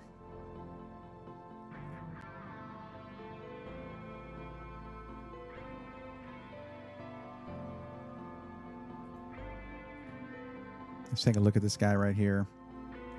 You got to get B650s while you can, because they're going to be doing away with them. And they're some of the best deals you can get in budget socket AM5.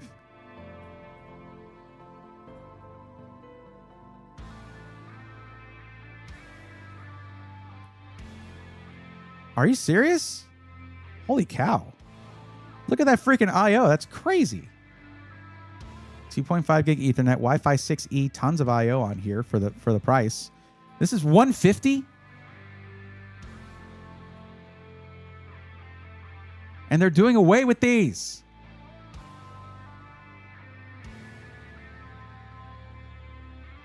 Yeah, Martin, that's what I would have been looking at. We're not there yet though. We're going one part at a time.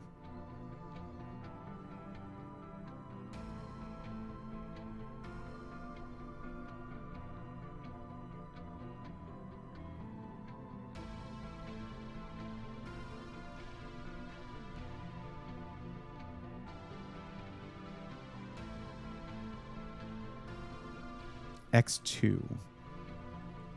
It's not ideal. So essentially what you would be looking at is going to be external capture cards on this one. If you're going to use a capture card at some point, you'd be looking at an external one, which is fine. You can still use the PCIe X2 or X1 for something like this PCIe add-in card for more USB ports, okay? You can still use that X1 for that. That is an X1 card right there. And these are like $30. So, but already you have a ton of I/O on this, so you're going to be fine for a long time with that. I think this is a good motherboard for this. For $150, that is very, very solid.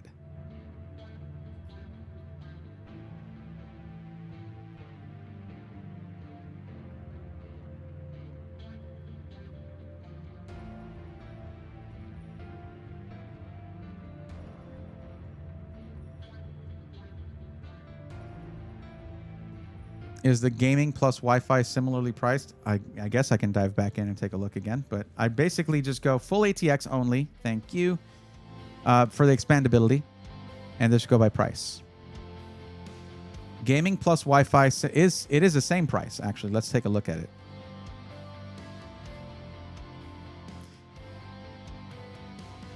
Why are we looking at this one? If you're looking at the X670E Gaming plus Wi-Fi, that's an awesome motherboard for the price. This is a streaming machine. This is gaming and streaming. That's not what you get. If you have the option to get more I/O, you get more I/O. So yeah, not as good of a motherboard at all. The ASRock Live Mixer B850 is much better at 189. Oh my God. All right, guys. I'm going to go ahead and just step back, and you guys can go ahead and do this for me. There you go. We got backseat drivers all over the place here tonight.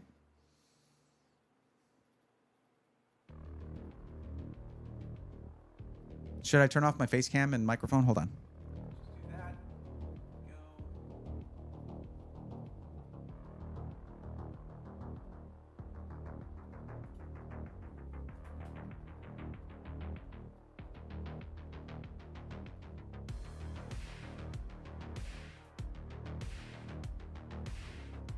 Can I get back to it? Okay. Cool.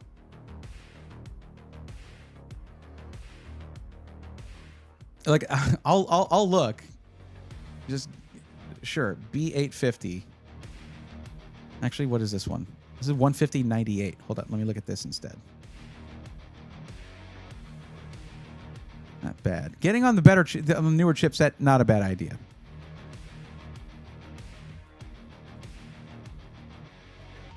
Is that just 3 or that? No, that's 3 M.2. They actually have the GPU at the very top. There's better PCIe on this one, it looks like. Let's take a look at it. What I didn't look at, I did sort of get to where I was like, oh, look at that. There we go. I didn't look at what other options were close to the price because I saw 150 and I saw really good I/O on this. Now, if you guys are recommending motherboards, but you're not looking at the rear I/O, you're not doing this right, because there's a reason I ask what you're going to do with it. They want a PC for gaming and streaming. One of the number one things for a streaming PC is copious amounts of rear I/O. Like, this doesn't have that. This one's just okay with that.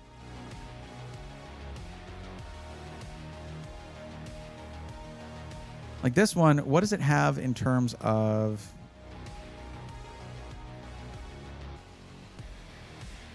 let's see, for M.2, 3 M.2, same thing, 3 M.2 slots. So did this one. Okay.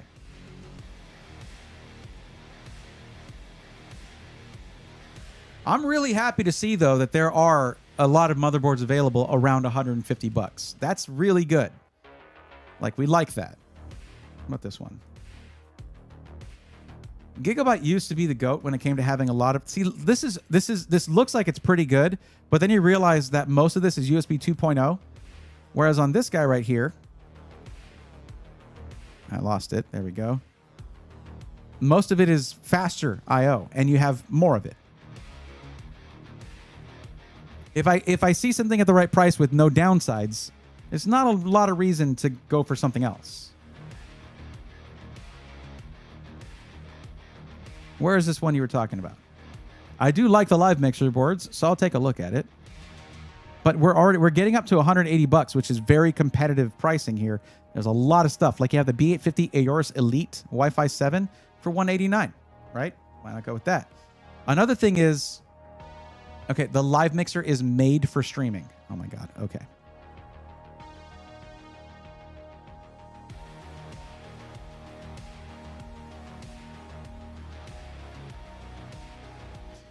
This has a lot of I/O. A lot of it is a lot slower, okay?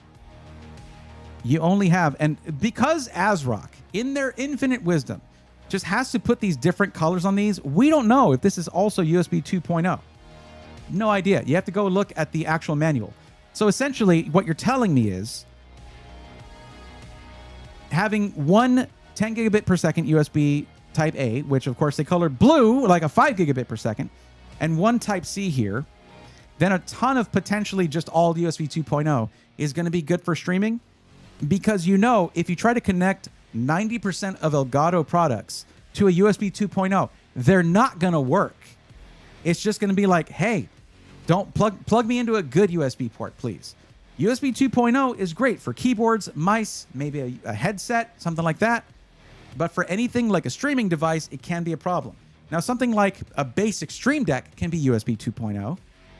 But then there's Stream Decks like the Stream Deck Plus with the USB hub add-on, like I have here, and that requires USB Type-C with high throughput. This doesn't really have that as an option other than just the one, which you might want to use for an external capture card. Uh-oh, we can't really connect an external capture card except for 2 ports here. Oh, boy.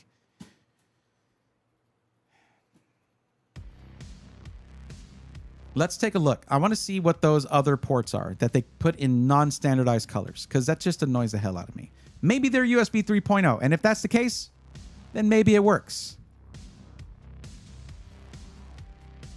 Specification. Let's find out.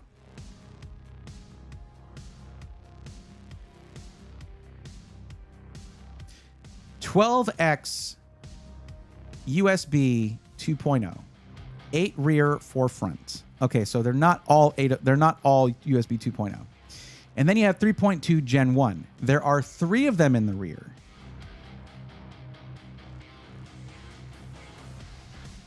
What?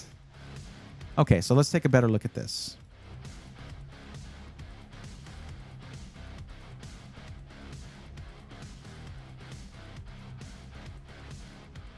Thank you, Adam. Thank you for the lurk.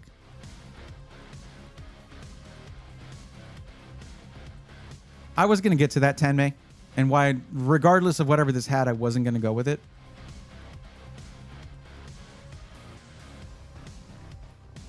So this is off topic for now, but when I typed it out, it was relevant. But personally, I don't see any need for thermal paste spreaders. Vaquero, when your hands do this, when they're shaky, like mine, well, it's hard to tell, actually. I don't know if it's stabilizing or whatever, but it's not. Maybe my hands are okay right now. It's worse at sometimes and better at other times. I don't trust myself to just perfectly apply thermal paste, so I use a spreader. So depending on your situation, it can be very helpful.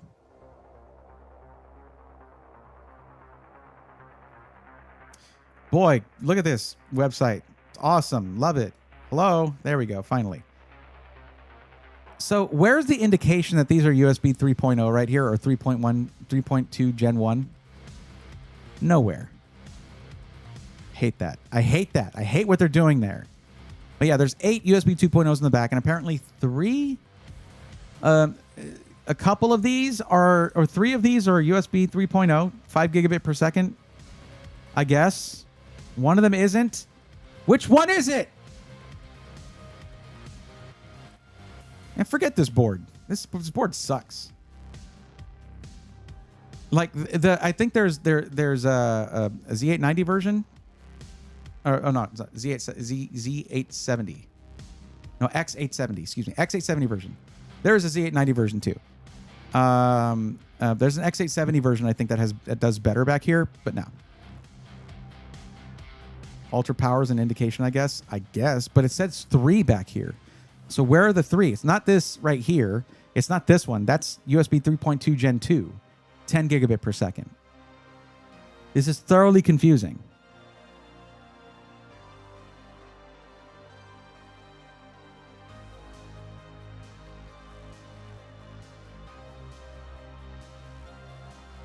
It's a nicer looking board. It's also more expensive. I don't know. I think we're fine with the board we chose. That just has all around good I/O. Okay? You have 2 USB 2.0, mouse, keyboard, done. 3 10 gigabit per second USB Type A, a 20 gigabit per second Type C, which the live mixer doesn't have, and 4 USB 3.2 Gen 1, 5 gigabit per second. That's way more solid. IMO. For less money, if I have to reiterate that.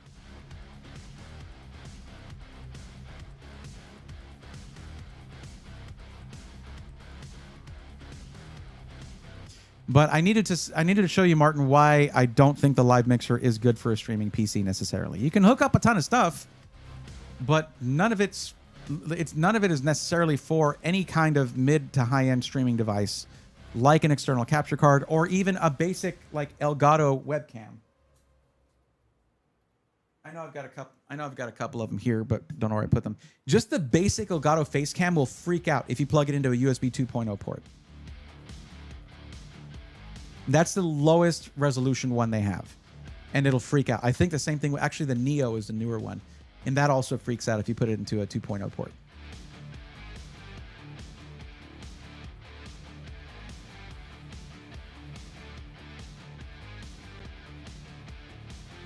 Okay. We're going to try to do 32 gigs here.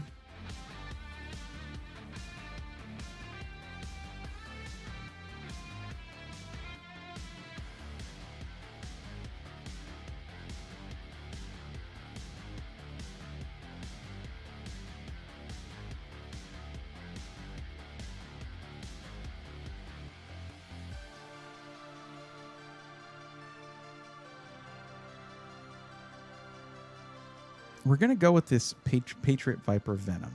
It doesn't have RGB, so you don't have to worry about the Patriot RGB software messing things up. I don't know if they fixed that by now.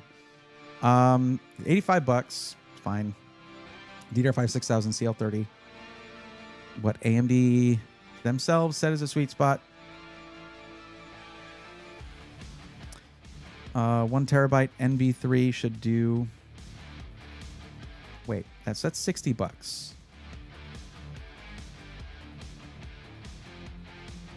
Is $15 more to get a Performance Plus, which is twice as fast and has onboard DRAM cache. Let's try doing that. We can drop down that $15 if we want to later.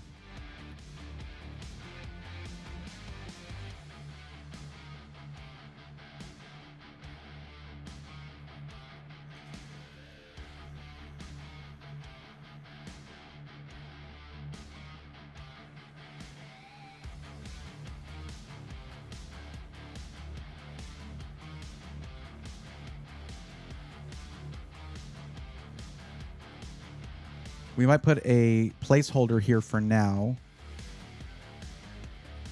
But getting you a solid GPU might be a little tough. Now, the goal here is for this to be a solid streaming PC. Now, AMD has stepped up when it comes to streaming. Their encoder is much better than it used to be.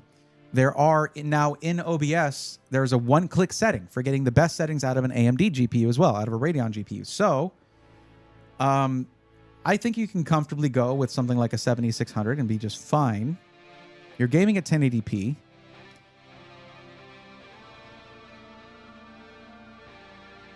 But what is something like a 70... Let me see.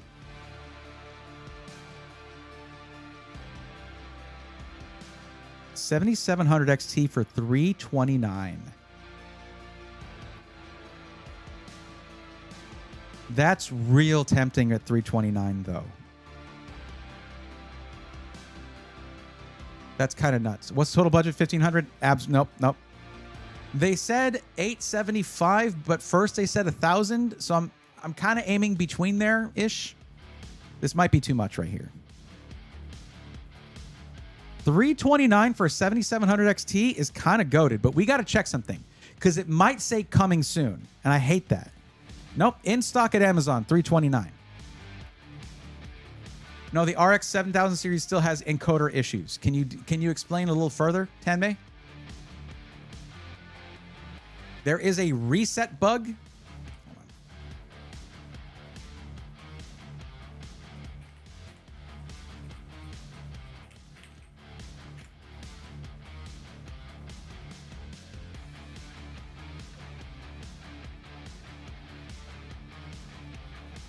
So it's not consistent in performance. Okay, well, thanks for the heads up.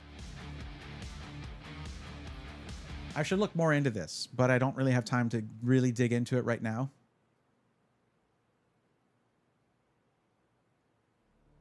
No, that was from launch.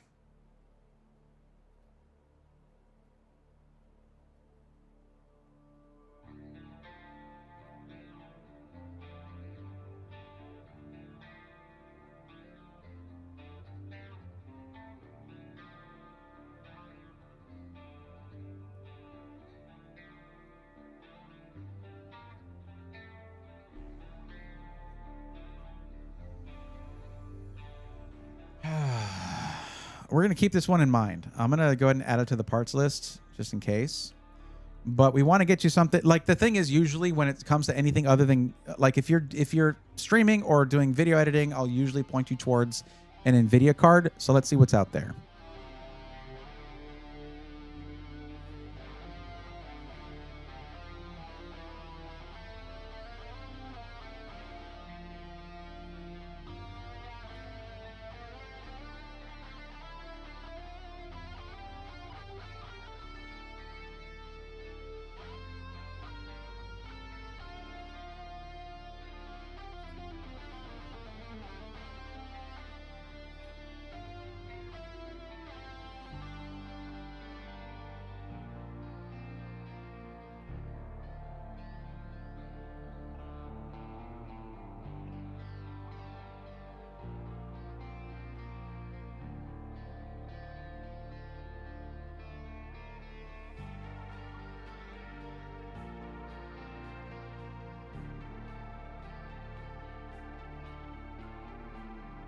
Looking at around, let's look for something around this, a similar price. Let's see. What are we finding here?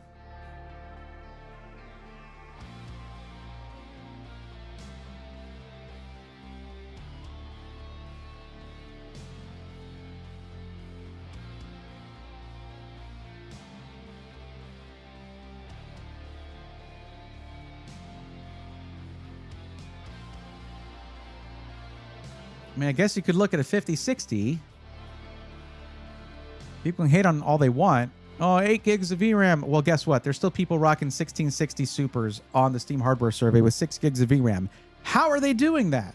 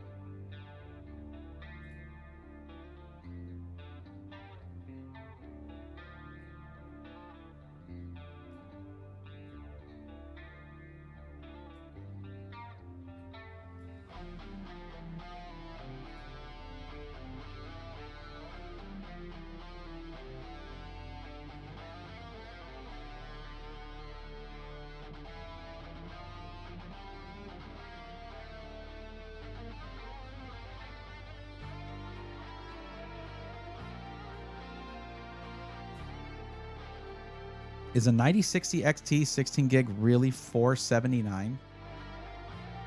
There's got to be cheaper versions of that.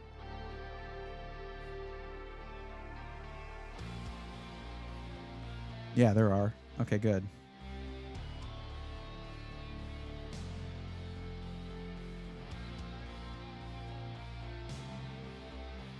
Let's drop this down a little bit.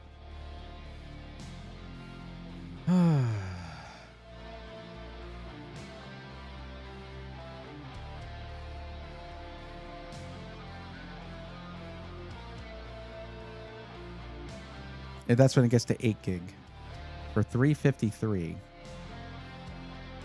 Which, I mean, 1080p gaming, it should be okay. It's crazy that you still see 3060 prices like that.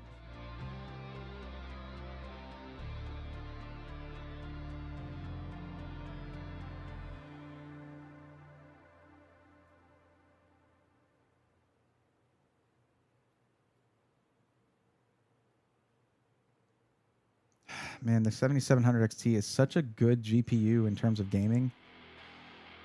I'd like some better news on the encoding front there. I wonder if it's a hardware issue that they can't just fix through software.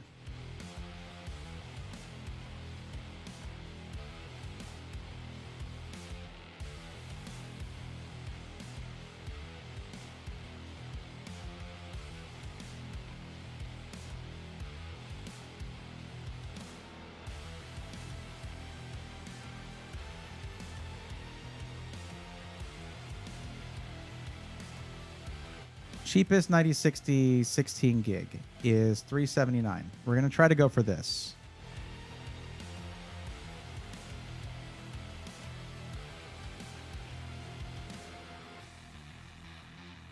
But see, even without a case, CPU cooler, and power supply, we are already at $868.94. 9060 XC 16 gig closer to $375. Yeah, that's what I did find. Yeah. And the price performance may be 3060, to be honest, if you must have over 8 gigs and 9060 XT, 16 gigs too much. Maybe. Just getting the info to get the gears turning in the right direction. Okay. And you wanted a white build. Now, getting stuff like the motherboard actually can match pretty nicely. You know, a lot of silver parts on it and stuff. But the GPU, finding a white GPU for like that, it's you want to get the most performance you can out of the GPU. But we can at least choose a white case.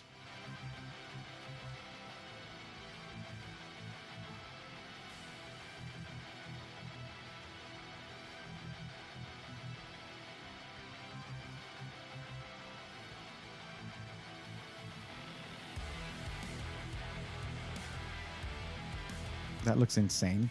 Okay.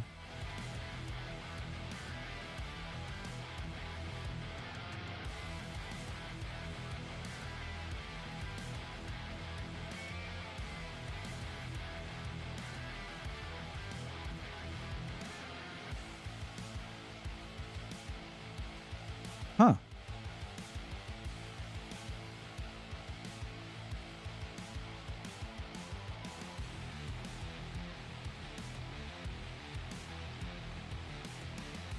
For $70, comes with reverse flow fans already. That's pretty nice.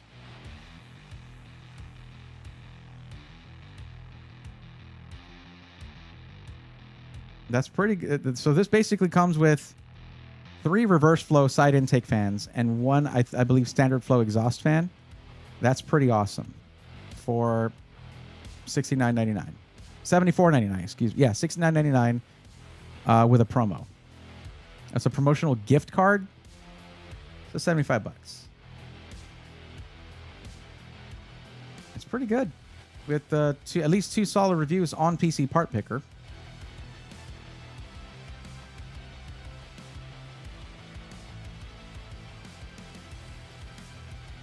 If you don't like that case, I mean, the case is really just it's a matter of preference. No problem. We might need to make some changes anyway because we're gonna potentially be over budget here. A750GL PCIe 5 $99.99. Okay.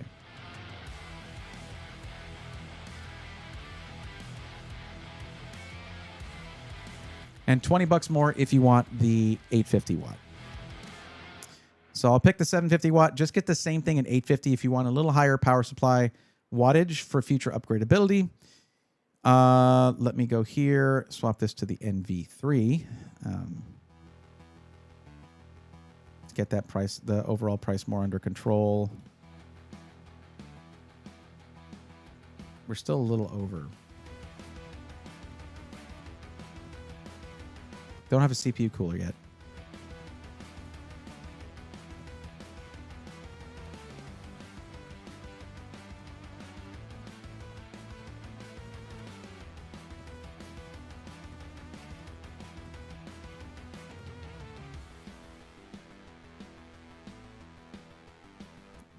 Man, the prices on these are really good. Could go with an air cooler, though.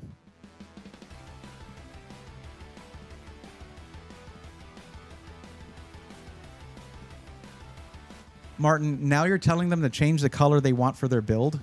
Wow. You can't let your own preferences override what other people are actually looking for. Just going to put that out there. Add an RTX 5090 if you can. Sure, Vero. You got it. I'll get right on that.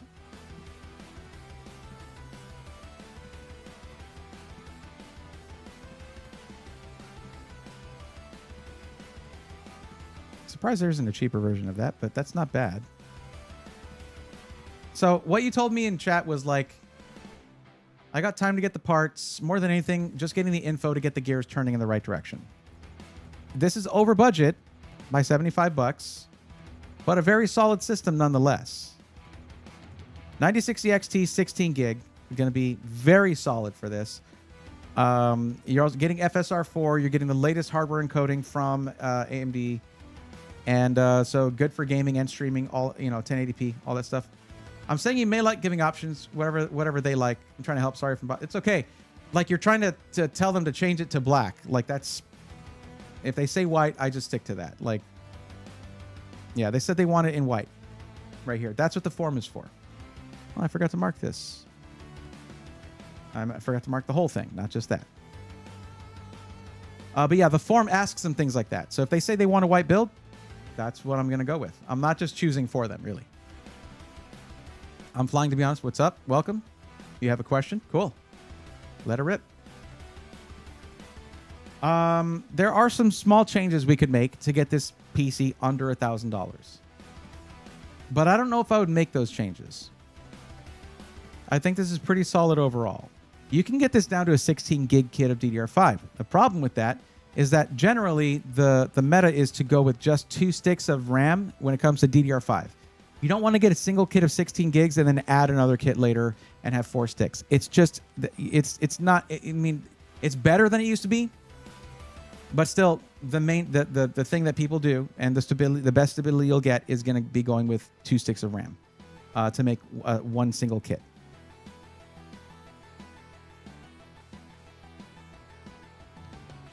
Could go with air cooler. Yep. It's not going to get it under budget, though, to go with an air cooler. We're 75 over. The cooler I'm looking at is 5190. Going with an air cooler that is like, thermal right one, probably be looking at something like $35 just around. So I don't see why not to go with the 360, but they can choose an air cooler if they want to.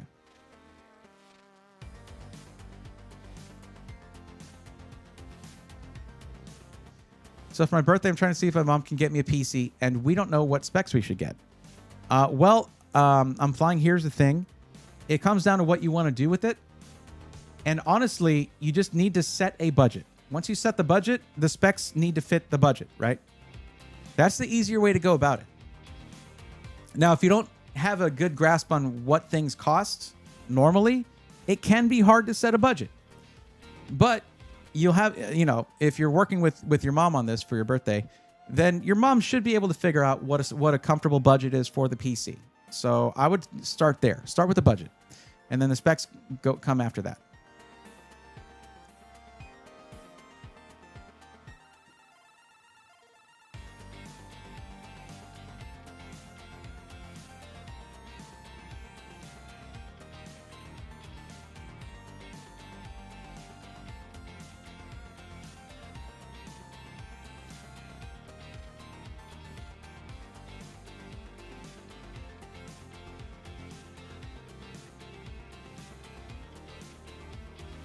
There's your PC part picker list. It did go a little over budget. There are some small changes that can be made to get it under. But if you're doing this over time, I think that this is a solid list for you. Now, keep in mind, everybody, that's because this was a gaming and streaming PC. You know, there's other concessions that can be made if it's just for gaming. But that's pretty much what pushed it a little over budget. We found a great motherboard, though. To keep, like, that motherboard at 150 is kind of nuts. Thank you, because I'm trying to become a Fortnite pro. Well, I wish you the best of luck with that. But once y'all are within a month of making your purchase and you have a solid budget, come back in, fill out the form, which is linked in chat pretty consistently there. Here. Fill out that form, get on the list once you're closer to being able to make your purchase, and I'll be able to help y'all find a system that works for you.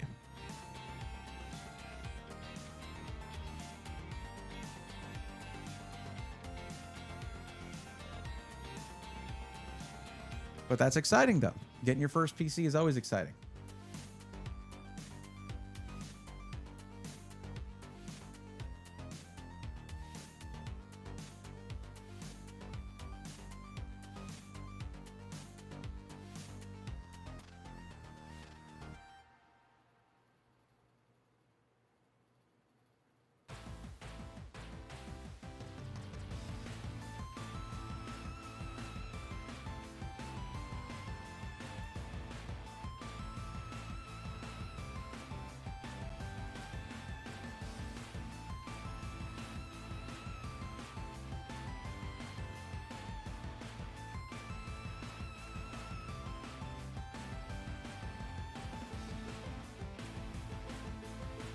Yeah, I think Tanmay that Vero was trolling. That's what Vero was doing. That's what that was.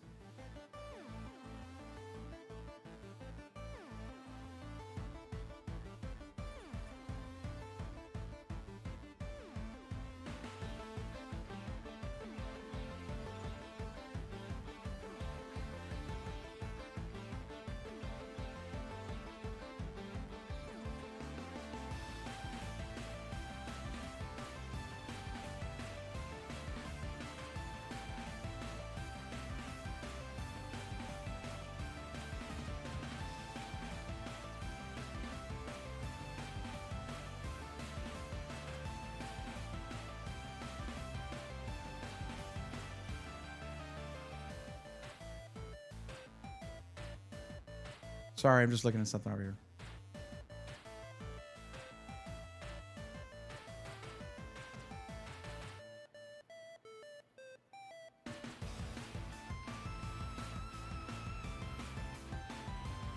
Okay. I need a good night's sleep. I highly recommend it. Absolutely. Cecil Ree, what's up? Hit the like button. Good advice. Thank you for that. Arcade V, recently found your channel, and I greatly appreciate what you do for us novices and newcomers to desktop PCs. Well, Arcade, feel free to come hang out and stream, because this is a great place to casually pick up PC knowledge and get more comfortable with technology, if that's new for you. So yeah, thank you for coming in. It is coming to the end of the stream though, but I'm glad you stopped by anyway. If your initial budget doesn't include a monitor, keyboard, mouse, and headset, you might want to have an extra few hundred to that estimate to sales tax in most states. That's a good advice, Orchaos. Very good advice.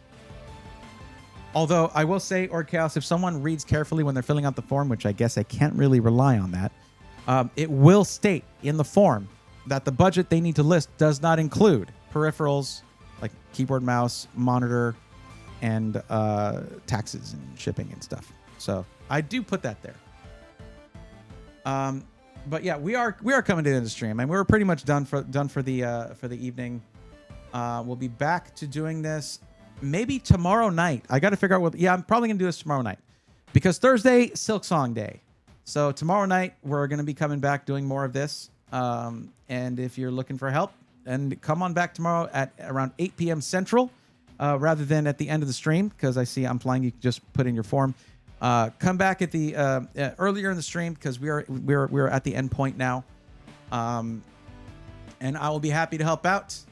We're gonna be on. If you're on Twitch though, we're gonna be raiding my buddy Manly Reviews. As a disclaimer, I keep things pretty clean on stream because I like this to be family friendly. The people that I raid aren't not necessarily going to have the same sort of arbitrary limitation they put on themselves. So viewer beware if you don't like strong language whenever I'm raiding anybody, because you just never know.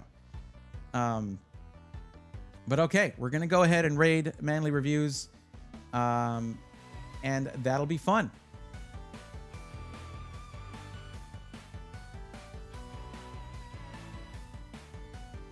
All right, everybody. Thank you so much for hanging out. I'll see you tomorrow night. Tomorrow night around 8 p.m. Central. We'll be here doing more PC stuff, and I'll be looking forward to helping you out. And until then, take care.